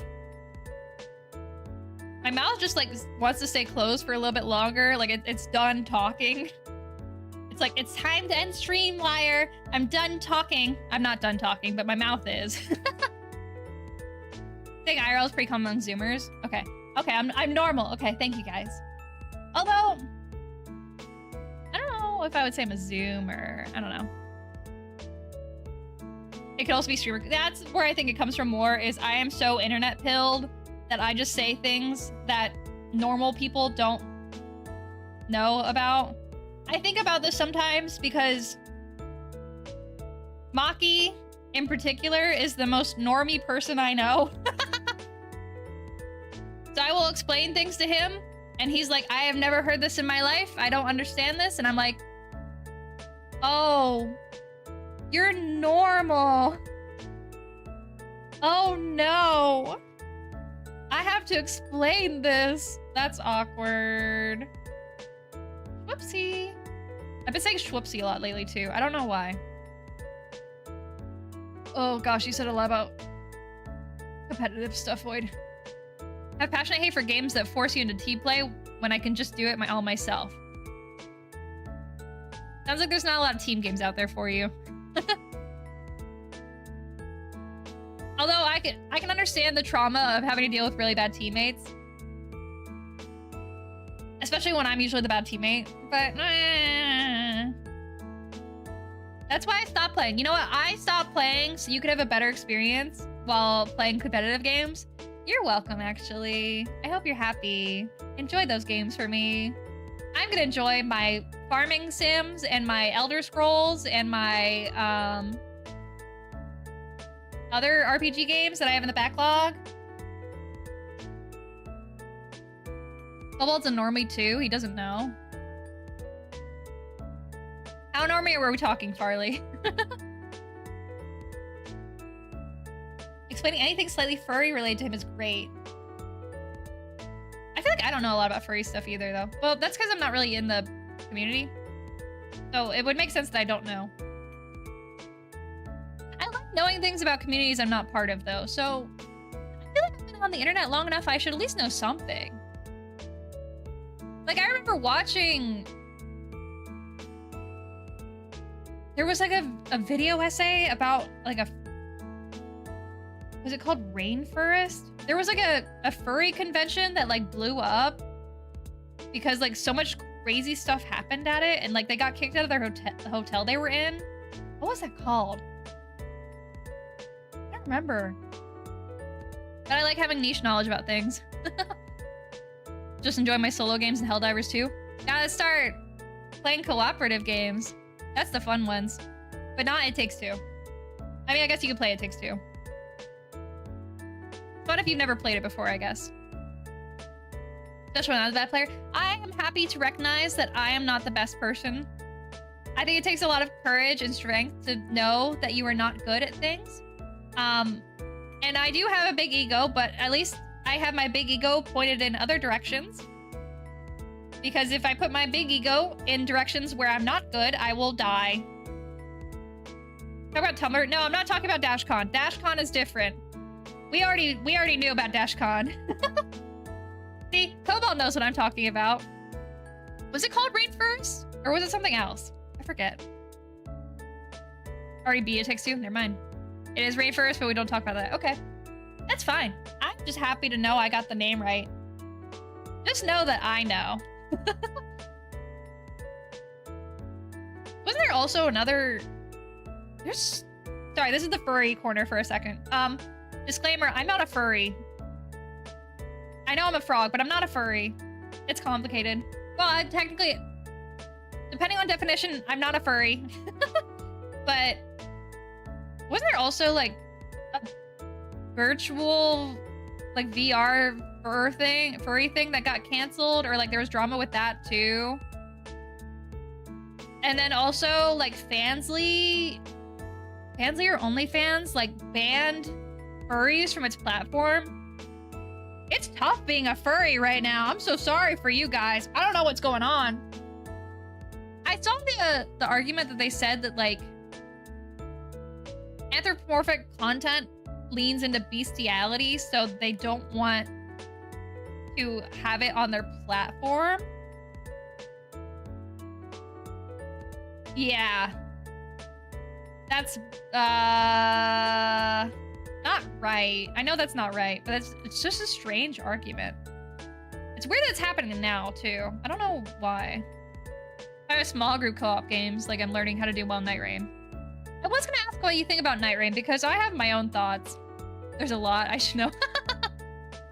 I'm so sorry for your loss. I feel like it's tough being a furry out here. I say it in my own way as a not furry. I still think it's funny there's no real term for like a frog or like, so there's like furries and there's scalies. Is there a word for like birds or amphibians? You know what I mean? Like I think it's funny. I think there should be more frog furries actually. I'm not a frog furry, but I just want there to be like furry representation of frogs.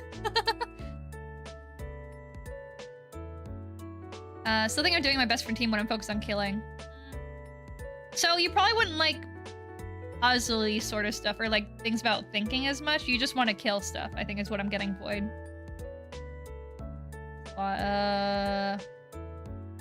The longest running MMO is a furry game. That makes sense. I mean, furries kind of run the internet, so I'm not surprised by that. That's why I think it's strange that they're banning furries from certain platforms, because like that's literally the internet. You know what I mean? The VRCon didn't get canceled per se, but they were charging for something that was publicly available. Why would you charge for a VR event? Oh, just amphibian? I was kind of hoping for something more fancy. Amphibi? Man, they get the fun names and we're just amphibian. Depending on the type of bird. Oh. Is it avian? I guess you just say avian. But then avian is just like the actual word for a bird. And you know what? I shouldn't be commenting. It's not my space, but I just think you guys could workshop the name a little bit. No shade. I just think it'd be cool if amphibians had a different name or birds had a different name. Well, feathery just sounds dumb. I'm not feathery. Yeah, I'm like trying to think of different like describers for amphibians, but they just kind of sound gross. So I'm not gonna say them out loud, but whatever. I should do like a deep dive into like, I've been thinking about wanting to do more PowerPoint presentations again. I think it'd be fun to do one about like different niche subcultures. I think that'd be fun. But that means I have to dedicate time to doing research and recording and presenting. And I already have a presentation that I've been saving in the backlog for a while. And I don't think it's going to see the light of day, so I think I just need to record it. Because I don't think the stream version is going to ever come true. Or maybe I just do it on Twitch. I don't know. I've got things I want to record, I just haven't recorded them yet. That's the issue. Or editing. And like I wanna do more video stuff, but I don't know if I wanna continue with the shorts. I know I definitely need to rework how I was doing shorts. Like I canceled my TikTok. I deleted my TikTok. I wanna see what happens if I like leave it for a month and then come back. Like, let me see if I have a screenshot of my TikTok before I deleted it. Did I save this in social media? Let me see. Put it here.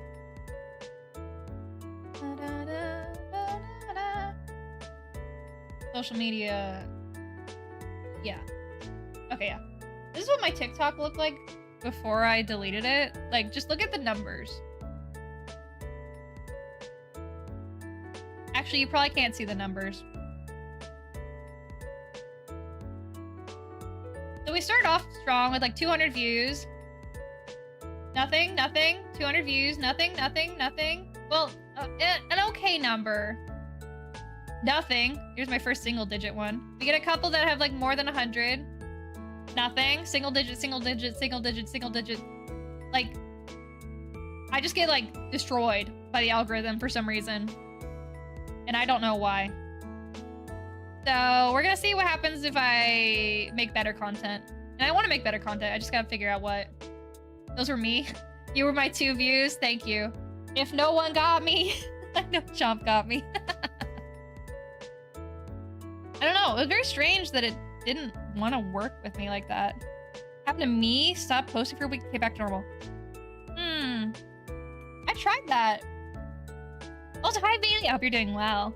I did periods of time where like I didn't post to see if that fixed it, and then I would like post consistently, and then I still had the same numbers. So I think it's a mixture of something in the algorithm just hated me, and I wasn't posting good videos. So I think I want to rework my strategy with TikTok and make something more focused and higher quality instead of just posting my Twitch shorts up there. I think it's more important that I give you guys a quality product instead of just like spamming you guys with content, if that makes sense. So I want to try and rework that. I don't know. What kind of content do you do on TikTok, if you don't mind me asking? Do you do like shorts from stream, or is it something else? Because I know Barry also follows me and I talk to them sometimes. Or I shouldn't say it. We talk to each other on Twitter sometimes. I should specify that. They also rework their content too, and that helped too. All my Twitch shorts. Okay, that's what I figured. I've been wondering. I kind of want to do like TTRPG themed shorts where like I explain different TTRPGs and like D&D stuff. I think that would be fun.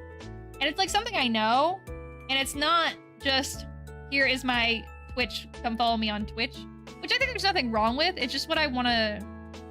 It's something I know I can talk about at like length, but also I can talk about for like 60 seconds and then move on with your day. That would work for like YouTube and TikTok. But then it's like, do I want to post TikTok shorts on YouTube? Or do I want to focus more on like videos? Because I don't want to... One thing with doing YouTube, this is the advice I've seen before, is your YouTube should be very focused on one thing. Kind of. Not as in like shorts only or videos only, although I have seen that advice before, but like if I do like live streams where I just stream wherever, and then my videos are like me like presenting different pieces of information, and then my shorts are just D&D and TTRPG themed, that might be confusing for the algorithm. So I think I'm gonna push away from doing that. I don't know how I want to organize it yet, but we'll see. But I want to do fun stuff. It's just I don't have the brain power or the time to do it. That's kind of why I'm hoping with me reorganizing literally my whole life, I'll be more productive. I also want to learn to time box a little bit better. I'm just trying to self-improve so much, guys. Are you proud of me? I'm trying to do so much cool stuff. I don't have the brains for it. I think a niche content is great. That's what I'm thinking too. And also it just means I can talk about D&D, which I like. And I have friends who I can like ask them D&D questions if they think I could like say things in a different way or have a cool concept. I think that'd be fun. I've also played with the idea of doing a D&D game on stream. I don't know if I want to because I am very self-conscious about my DMing. I don't think I'm very good at it. But if I do it for people who have never played D&D before, but also they love me, like they're my friend or something, then they can't like hate me afterwards because they're already locked into the friendship. And if they don't know how D&D is supposed to be, then they'll just assume that I'm doing it right. Now, would that be manipulative of me? Yes. But I would literally be streaming it, so it would just naturally be manipulative because I am using them for a stream. But I'm also introducing them, which is what I want to do. I don't know, there's just something about, like, streaming. How do I word this? This is gonna be so, like, awkward and, like, yuck, but I always feel a little self-conscious about playing games with people on stream because I never want people to feel like I'm manipulating them or using them for views. I think I'm so Twitter-brained at this point that, like, I've seen so many people talk about being used for views and, like, people following and unfollowing because they didn't get a follow and stuff like that. I'm like, am I doing that? Am I the problem? Like, I've never done a follow for follow because I don't want to follow people just to follow. I try to follow people who I think are interesting, or like, I follow, I don't know, I'm not really good at Twitter either is the other thing. So there are people I like. I also forget to follow people. Sometimes I'll be on my For You page and I'll see I'm not following someone and I'm like, wait, I see your content literally every day. How am I not following you? I don't know. I'm just bad at social media. I didn't grow up doing it, so I'm a little late to the game. I'm really doing a challenge run on Hollow Knight. Once I finish it, I'm going to try and edit it down. Ooh, that'd be fun. I look forward to that. I always ask them if they're okay with my streaming. Yeah, I mean, I always ask people if they're okay with me streaming, like, the game. And for a lot of people, there's the expectation that I will be streaming it anyway because we are streamers. I did see one person on Twitter mentioned how, I think it was Vienna. Vienna mentioned how she showed up to a collab, but no one planned on streaming it, so they all just played offline and they had a great time. I think that sounds nice. But scheduling is so hard still. Like, I'm looking at my to-do list of schedules to still, like, finalize, and I'm like, oh, man. Support your local streamers who do collabs because, oh my gosh, organizing is so hard and difficult. Anyway, I'm sorry for complaining. I love complaining. Did you guys know I love complaining? I guess I did call this the crash out stream. What's something I can say is good? What's a good thing I can say? I need to have more positive thinking. I get to play with a lot of people that I didn't get to play with before. I'm gonna have people on stream that you guys have not seen before, so that'll be fun. I'm expanding my horizons. Looks so complicated. My out of Twitter brain can't comprehend. Yeah. Twitter is rough. Only club with one person for now. Totally makes sense. My collab circle is very limited. I'm very slowly trying to expand. I'm kind of introverted in a way, though. I don't know. I think I must be introverted because there's a certain point where, like, I just lose all energy. And like I talked about, I get my post-collab depression. Or like post-hangout depression. Although maybe it's like an extrovert thing where like I lose all my energy once I'm no longer around people. I don't know. I don't know if I'm an introvert or an extrovert. I'm annoying, that's what I am. No, it's not. I'm positive thinking. I am a complicated individual with different needs and wants, and that means that sometimes my needs are complicated, but that's cool because I'm alive and I get to have those complicated feelings. Anyway. I want to play game with cool people, and I hope cool people want to play game with me. So, look forward to big thing happening soon, hopefully. It is happening this month. Well, next month. I shouldn't say this month because we're still in June. Happy Pride! Happy Mental Health Month too. Or Men's Health. Happy Men's Mental Health Month. I can speak English. We're almost at Wrath Month. Happy Wrath Month. Ay, ay, ay, ay, ay. I wish I knew how to speak good. I think people who speak good, so cool. One day I speak good. Now me speak like caveman. I do wonder how much my speech changes over the course of a stream. Am I still understandable? You can speak? Can I? I don't know. Sometimes I wonder if I'm just saying gibberish and you guys are just doing your best to translate. Frog brain? Really? My foggy frog brain can only do so much at a time. It's why I could never be a human. You guys have way too many complicated things going on in there. I could barely do it. Always down for whatever. Good to know. Good to know.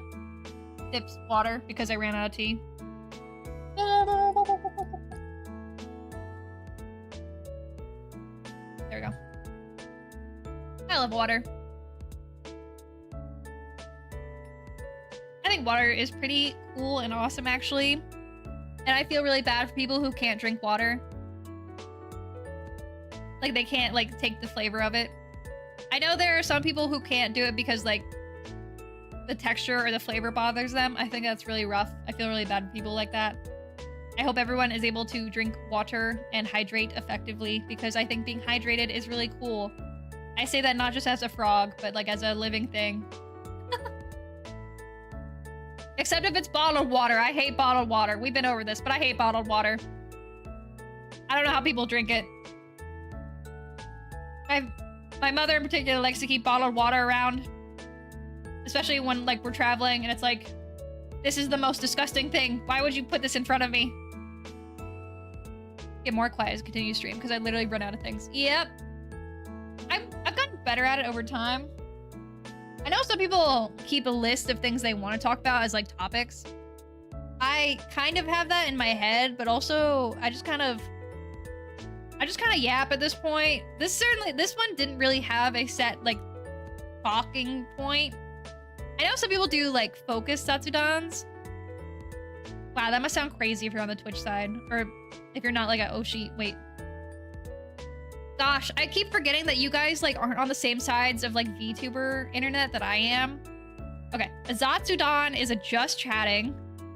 An Oshi is your favorite VTuber streamer. Okay, got that out of the way. Zatsudans tend to be more focused, I feel like, on the YouTube side. On Twitch, it's just kind of, you talk about whatever you want and you call it a day. Which I don't mind. Because I just talk about whatever I want. But I think it'd be fun to have a focus just chatting sometime. Maybe about like TTRPGs or like music. Or I've been thinking about adding a new channel on my Discord server that's just dedicated to quizzes. I've been thinking about doing another quiz stream again where I collect a bunch of quizzes and then we just do quizzes together. I think that would be fun. I think those are really fun. I love quizzes. I love quizzes telling me who I am because I have no sense of self. I don't know who I am. Who am I?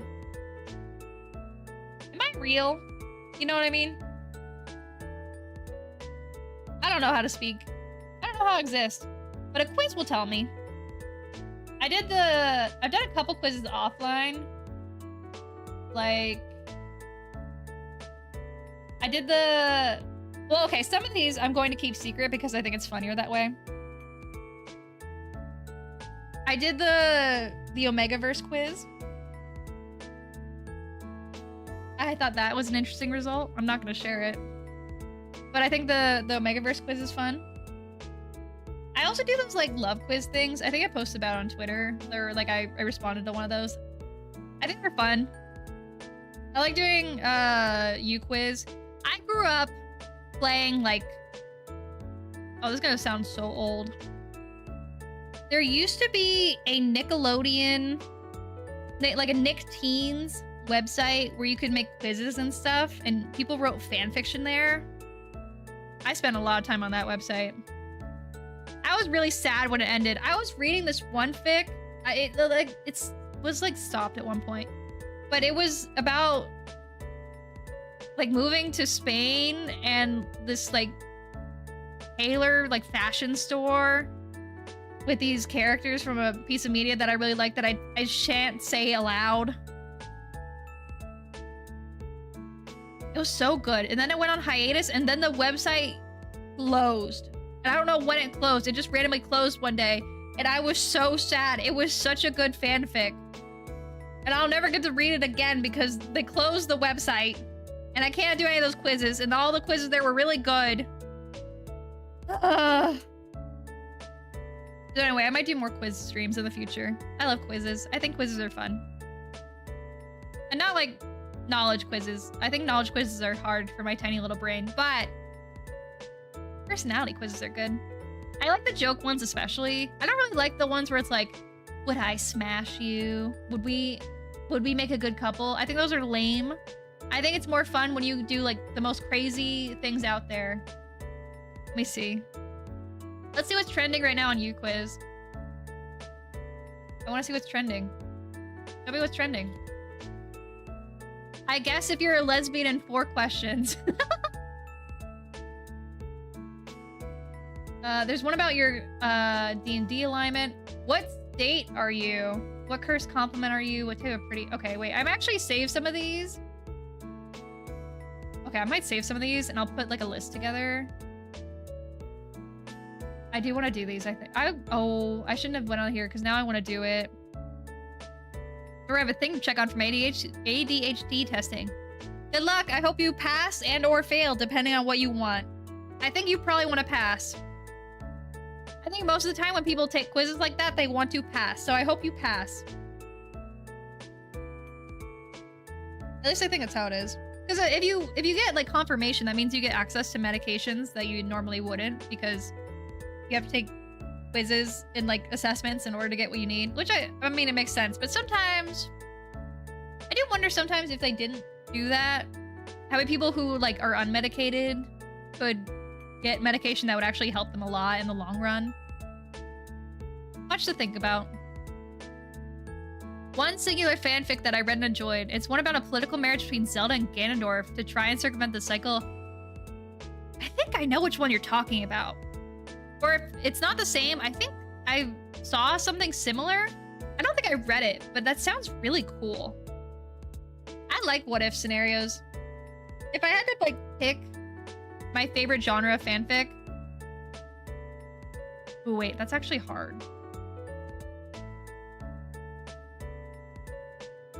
I think non-canon ones where they are like in different scenarios or like divergent canon. I think those are really fun. I like divergent canon. I like AUs. Alternate universes are fun, but like I like alternate universes that aren't just, how do I word this? Not just like flower shop tattoo artists. I think those are fine. I like those. But I think it's interesting to see how characters change in a modern setting if it's like a fantasy setting. I really like doing that sort of stuff. What other ones do I like? I don't read fanfic is part of the issue. I used to a lot more when I was younger. Now I just scroll on YouTube and watch brain rot. Well, I don't really watch brain rot. Are we avoiding our brain rot? Are we good about avoiding our brain rot? How many of you are watching YouTube shorts or TikToks? Oh my gosh. Hi. Hi, Natsu. Thank you for walking in. Hi, everyone. I'm Lyre. I'm the Wandering Frog VTuber. It's so nice to meet you. I usually stream RPG and indie games over here on Twitch. Currently we're doing an Elder Scrolls playthrough, but right now we're just chatting about fanfiction. Are you a fanfic reader? Oh wait, you were playing Ruffy and the Riverside. What is that? If you are rating in, thank you guys for stopping by. I hope you had a lot of fun on stream. Make sure to go get water and stretch and do all that good stuff. Take care of yourself. Natsu, make sure you also get to take care of yourself too. I don't know how long you're streaming, but I know how long streaming can feel. So make sure to take care of yourself too, okay? Thank you so much for having your raid over here. I also, if you have time to stick around though, I'd love to hear what Ruffy and the Riverside is.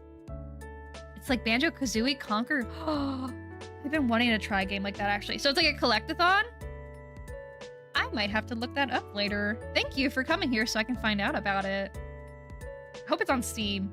I need to buy things on the Steam sale still. Steam sale still. Oh my gosh, enunciate, Lyre. You're embarrassing yourself in front of the raiders. But I need to go through Steam summer sale. I need to figure out what I need to buy. If anyone has any recommendations for what to buy, please let me know. I need video games. Well, I need video games that I'll forget to like play later, you know? The usual thing that happens during a Steam summer sale. Hi, Focal. Saw a Skibidi toilet display at Walmart today. They have Skibidi toilet at Walmart? I should not judge. I understand that the times are changing and that people have different interests from when I was younger. And in fact, I remember the first time I saw a mobile ad and I was really confused and freaked out. It's okay. I'm okay. It's okay that times are changing. I'm just growing up, and so is everyone else. Seeing a Skibidi display at Walmart, though, would be kind of confusing for me, though, still. Have some of my YouTube shorts. I'm trying so hard to stop watching YouTube shorts, but I have a couple that I still keep track of. Ruffy just came out. Don't know if it's still on sale. Ooh, I will take a look. It might be on sale because of the Steam summer sale? I don't know. I think Peak is no longer on sale. I know it was on sale for a couple days after it came out. It was like $5, now it's $7. But $7 is still good. We heard this cool game called Hollow Knight. I tried Hollow Knight, actually. I had the Game Pass and I tried it. It wasn't for me personally. I don't think 2D side-scroller Souls-likes are for me. But I respect the grind. Not on sale anymore. No! Okay, well, thank you for checking for me, Chomp. Skibidi Toilet takes toilet talk to a new level. Toilet talk? I don't think I know that one. Toilet talk? I feel like I should know what that means, but I can't remember. If the guy who made Skibidi Toilet is rolling in cash, good for them. Are they? It's on YouTube. Well, I guess you could be monetized on YouTube. I remember learning more of the history behind it and how it's more of a political statement. So I'm like, I'm wondering how much of it he's actually making from it. I'm the only one on the YouTube side of things who's been hitting that. Ooh. Oh, you know what? There's frames dropping right now. Wow, that's a lot of frames that are dropping. That's crazy. I'm gonna wait a sec for my frames to stop dropping. I don't know what happened. Okay, hi. If you're hearing this, my frames have stopped dropping. If you are experiencing delays, you should reload the page. YouTube or Twitch side. That was a me thing. That was not a you thing. Sorry. Sometimes my internet just explodes for some reason. I don't know why. And like, I don't have like bad internet as far as I'm aware. I think it's me. Nope, it is me. It is entirely me. Well, it's not me. It's my internet. It's not my fault, I think. I don't know if there's a way to get rid of the drop frames issue. I'll figure it out. Love Souls likes. I think I have a lot of people who in my like community who like Souls likes, which is why I kind of feel bad that like I don't.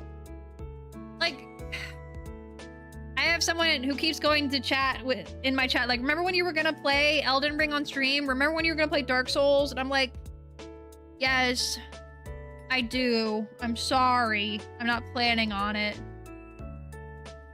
Drop frames a lot. I got a new modem. Maybe that's it.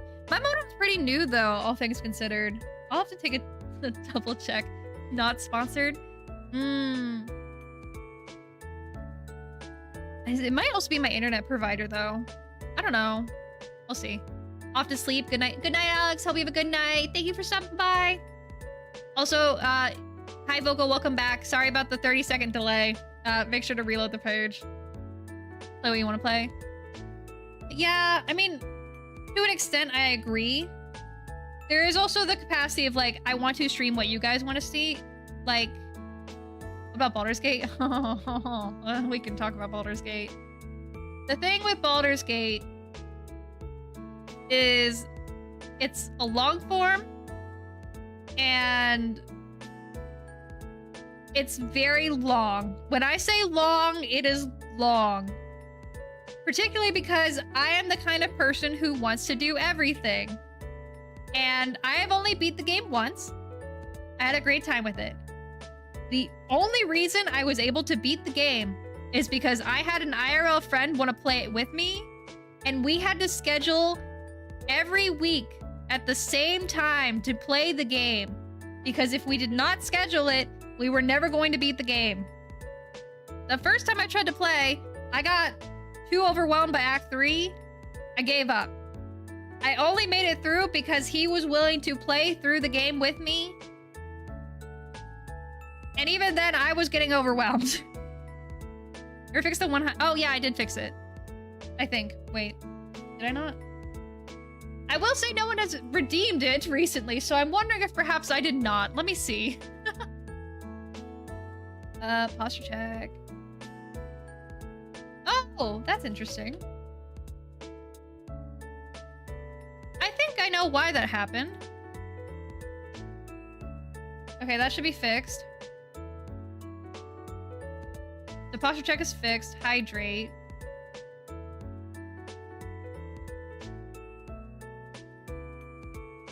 There you go. Should be fixed now. I think that happened because the hydrate and posture check are reset options by Twitch, so it automatically set it for one each. That should not be the case. I think you set the attendance to multiple.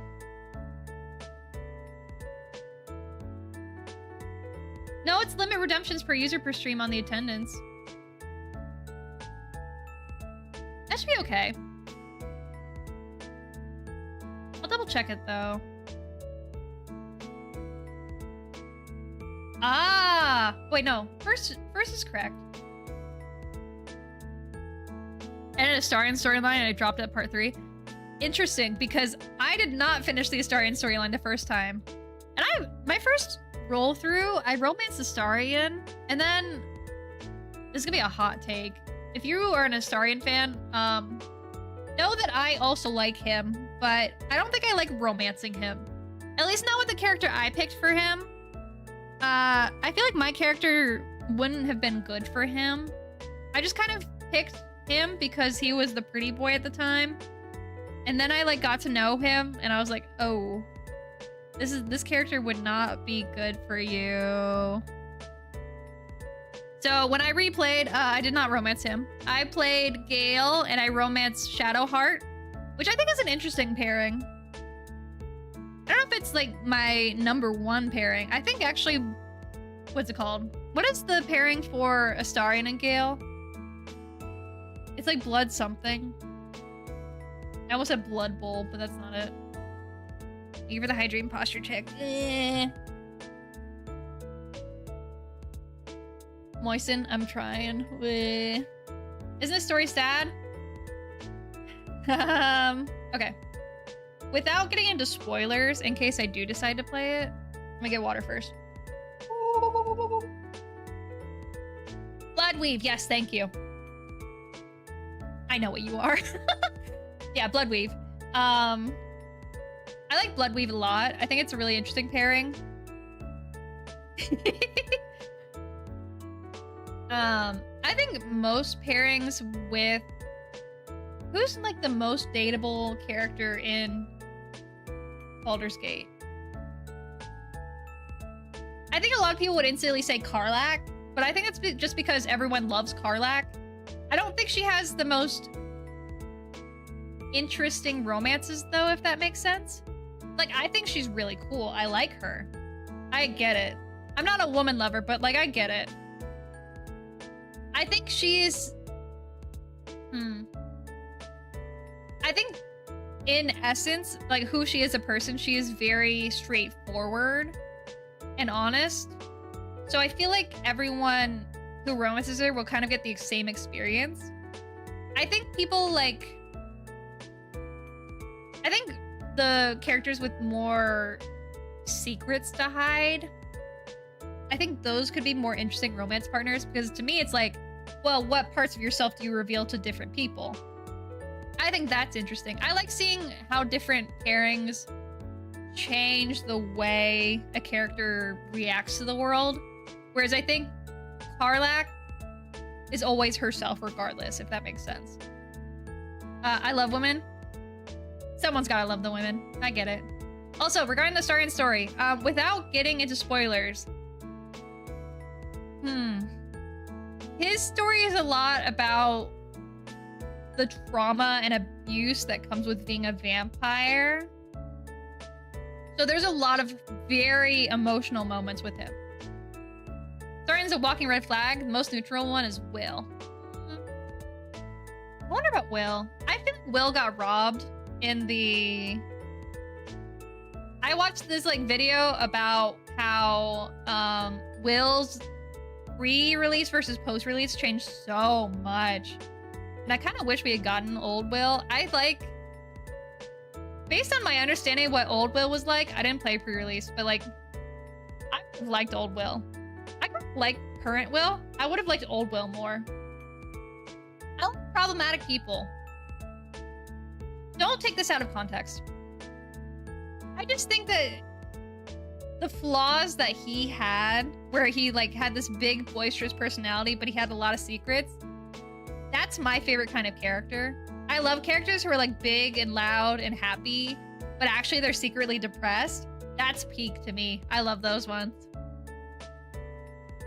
And not in like a I can fix him way. It's more like I think the layers behind those kinds of characters are really interesting to me. Romancing the druid's the way to go.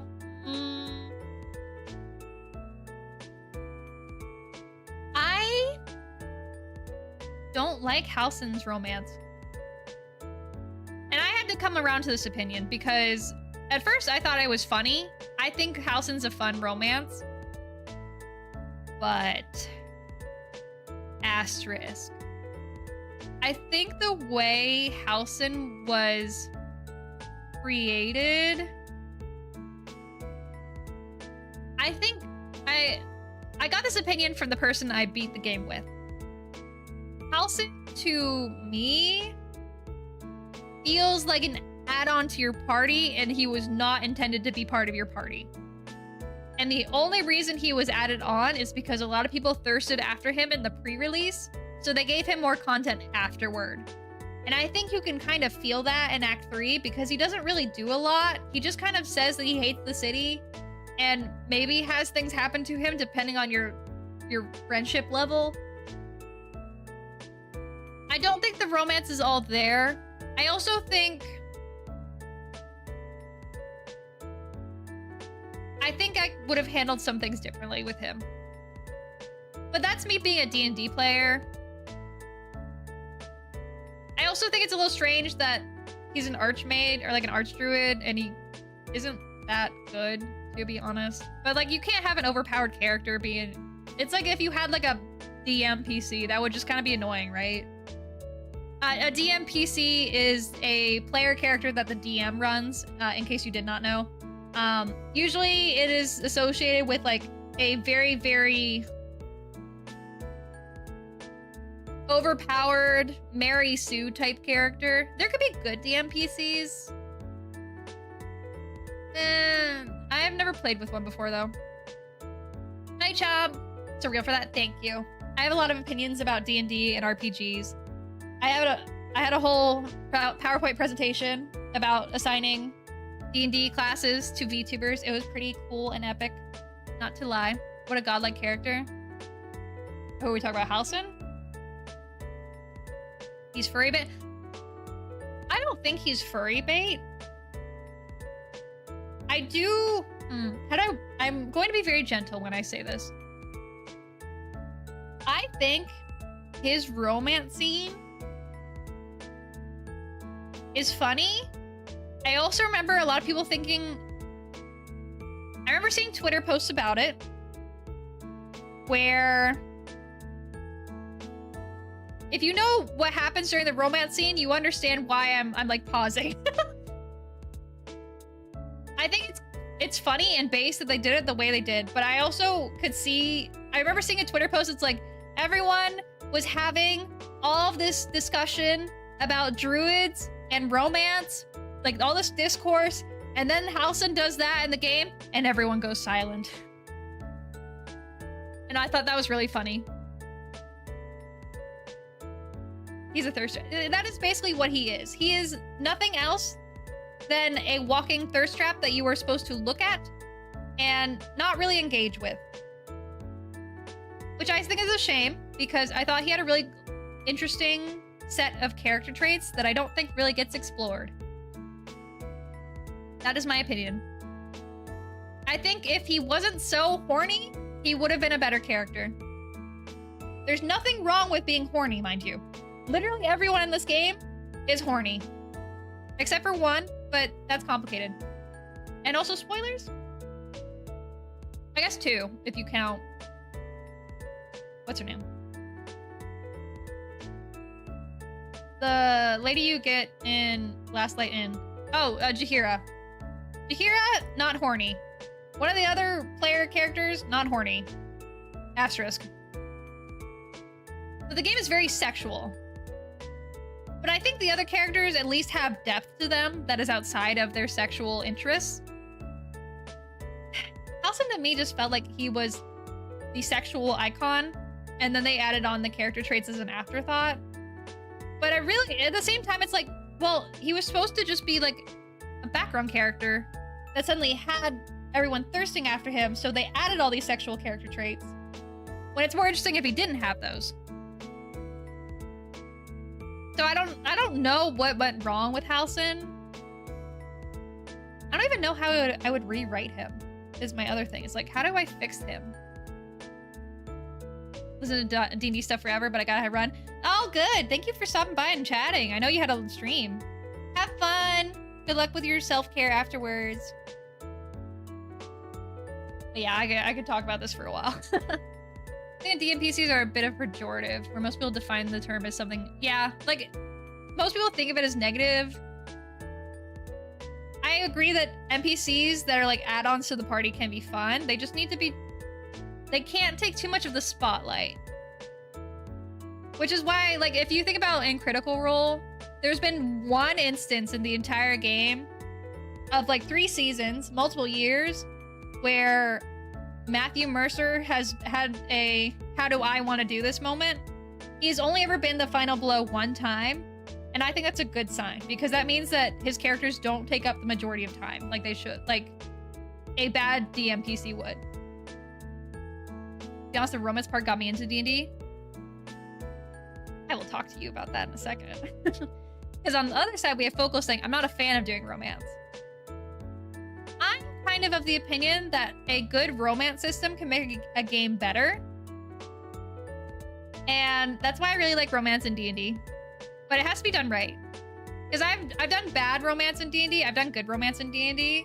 It's very complicated. Especially if you're doing D&D romance with like another player or with your DM. You have to be very communicative. You need to like make sure you're on the same page. You got to make sure that everyone's on this like okay with what is happening, and like trying to understand the other character as well as your own character and their dynamic is really fun, but also very complicated. Hi, Conclobster. Welcome in. Sorry if you don't want to hear the romance talk, but we're doing romance talk right now. Most people think DMPCs are inherently the DM's desire to live out some RP fantasy. I don't think there's anything wrong with wanting a PC to be part of your friend's game. I don't think there's anything wrong with that. I think it makes sense if you're playing with your friends and you want to participate with your friends. It's just when they become the main character that's the problem.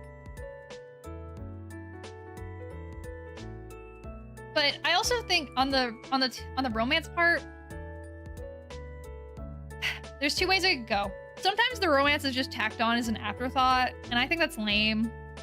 I think if it's like totally optional and it doesn't affect anything, it's not as fun. Because it's like, this doesn't matter. This romance does not matter to the story. When I think a game should not be lesser if you are not romancing anyone. But if there's nothing that happens when you romance someone, like there's no like important character moments, that's also kind of lame. I think a romance should enhance a character, not just either make them worse or just not do anything. Because I think the inherent part of being alive and social and interacting with people is that you are changed because of it. And sometimes that could be in a worse way. And I think that would be pretty cool, actually. So when I say a character is worse for romance, I mean like it makes them more boring.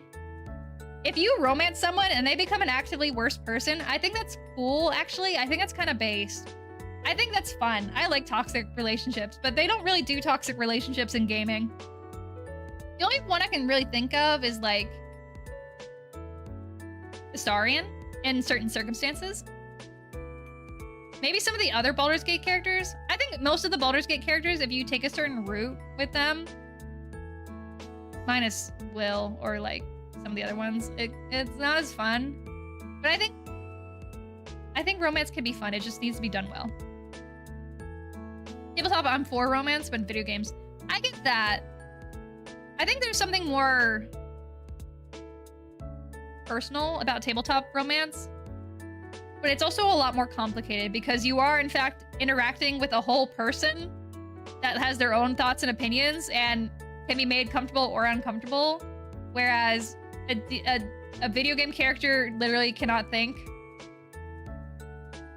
So it's very sensitive. You have to be very careful. I'm an Otome game player. Oh my gosh, I love you. Discovering the side of the fantasy stuff was mind-blowing. What's your favorite Otome game? Also, no, maybe I save that one for later.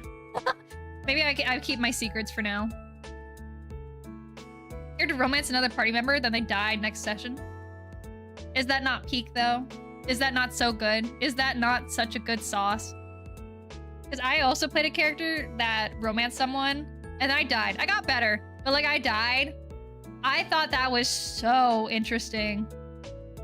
Because for me, I'm gonna do like vague parts of this. The character I romanced had actually died before. They came back to life. Like that was part of the lore. So here I was having died in game, like in the actual events of the game.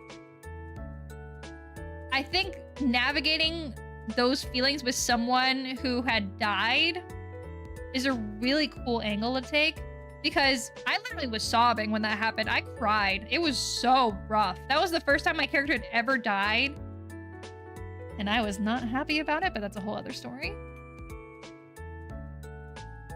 But I thought it was really, I think getting to explore different experiences with someone else, like as a D&D player, is so much fun. I love it.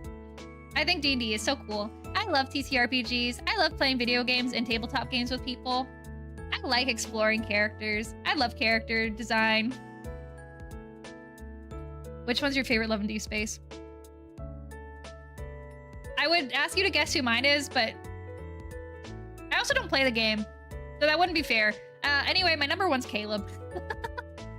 I think some people here would, if they knew what all the characters were like, they would understand. Silas is a good pick. I think Silas is a very good one. He feels like he'd be a good husband material to me.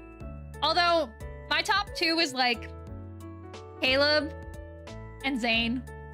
Caleb's an acquired taste. I agree, because at first I didn't really care for him.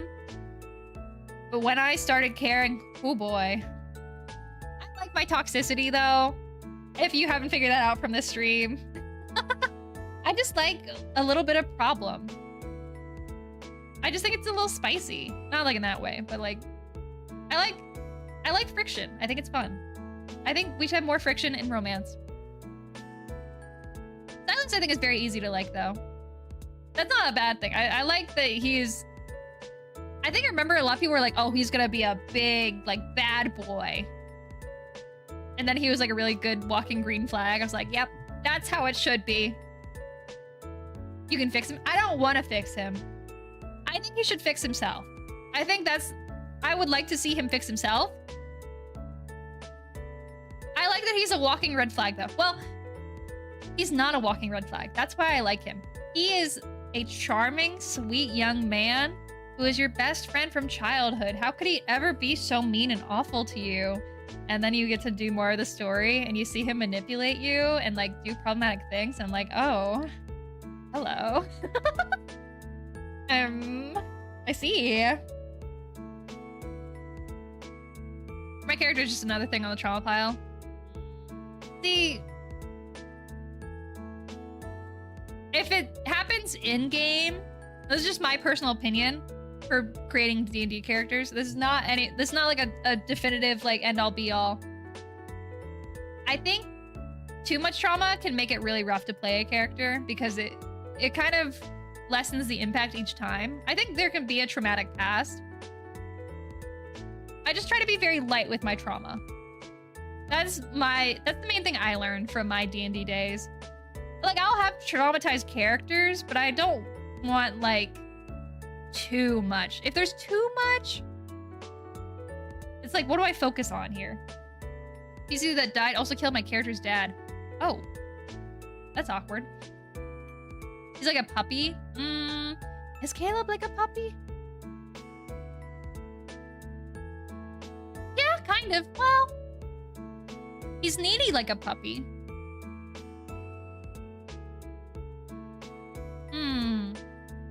I don't know. I do think it's very funny that my top two are Zane and Caleb, considering that they have like this weird, like, not competition, but like, you can do the competition angle of like, they're both vying for your attention. They're both like childhood friends. And they both like see each other and like, that's the enemy in some sort of capacity. Chef's kiss. I love that. Mwah. I don't have problematic taste. You need just enough issues to have potential positive arc and explain why they're out. Yeah, I agree. I think I like making characters in particular. I don't think this has always like been very obvious. I think my characters tend to go the good path. But I like characters that could go down a dark path or a good path, quote unquote, depending on how the events of a game proceed. Like, my character who romanced the dead guy, she was an artificer. She ended up being very positive. Not positive, but like a lot more helpful than she was before the events of the game. Depending on the people she interacted with and the way games went, I could see her becoming much more cold and calculating and much more focused on her self-interest versus other people's, because that is more where she was coming from at first. I think that would have been a fun angle to do. I want to play an evil character, I think is what I'm thinking. Because most of my characters end up being good, quote unquote. I never really played an evil though. Well, I don't think I have. Oh gosh. Sorry. Oh my gosh, it sounded like I was dying there. I've played characters that I think some people could see as morally gray or like evil. But I never played like an outright like evil person. I have a concept for one. I don't think they'll ever see the light of day though. Because she was the NBC sister of my first, oh my gosh. That's so complicated. Corrupted. Oh, there's a lot going on that one. I would need the lore doc for that one. Triangle love trope. It's not... I'm not a fan of, like, love triangles is the other thing. That's kind of why I'm surprised I like Caleb and Zane. Like, I don't necessarily want them to fight over me. I just think it's interesting that they have that sort of dynamic. Like, if I had two men fighting over me, I think I'd be deeply uncomfortable. But, like, little, like, moments where they're, like, side-eyeing each other, I think that's spicy. I like that. Was in that quest where she died. Yep. Yep. And I cried a lot. It was rough. I don't think I've cried that much since... I remember the last time I cried because of D&D. I don't remember. I think it's been a while. I don't know if I want to change that though. I kind of like not crying. As much as I really wanted like a good cathartic cry last night, I don't really like crying. It just kind of hurts and it burns. And then I'm just like at the end like, where am I, you know? Crying is good for you, but like I don't always want to do it, you know? I used to like make that my personality trait if I cry all the time. I don't do it as much though. I think it's a good thing. Or maybe I just don't have enough to cry about. I'll watch media and I'll cry. That's different. D&D just makes me very emotional. Ugh. That's a good thing. I'm glad I get invested in stories like that. Playing this D&D game for 2 years. Oh my gosh, that's a big time commitment. Congratulations. I know how hard it is to make a D&D game last. Hydration for the eyes. Kind of. I definitely do need that. I've been thinking about getting... I have very dry eyes, so maybe I should get more... Maybe I should cry more. Maybe it actually is something I need to do. Who knows? Or I just buy eye drops. Both have options. We'll see. Alright. I think it is time for us to head out for the night, I fear. I do have some small work I need to get done, like planning the rest of those collabs. But I appreciate all of you for sticking around. I hope you guys had fun. I would love to yap more about D&D and TTRPGs and like RPGs soon. I might actually make it so like I have like a dedicated stream just for talking about it. I will see. I will try and let you guys know when I know, but I want to talk about D&D more. Let's see who we want to raid into. If anyone has any recommendations for someone to raid into, I am all ears. Let me see if there's anyone I know who I want to raid into.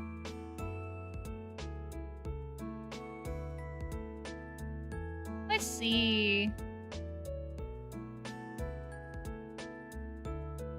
See you around. Good night. Thank you for stopping by, everyone who rated in or wanted to hang out or just kind of showed up. Thank you for being here. I hope you had fun. I hope you had a good time. I really love yapping. I want to yap more.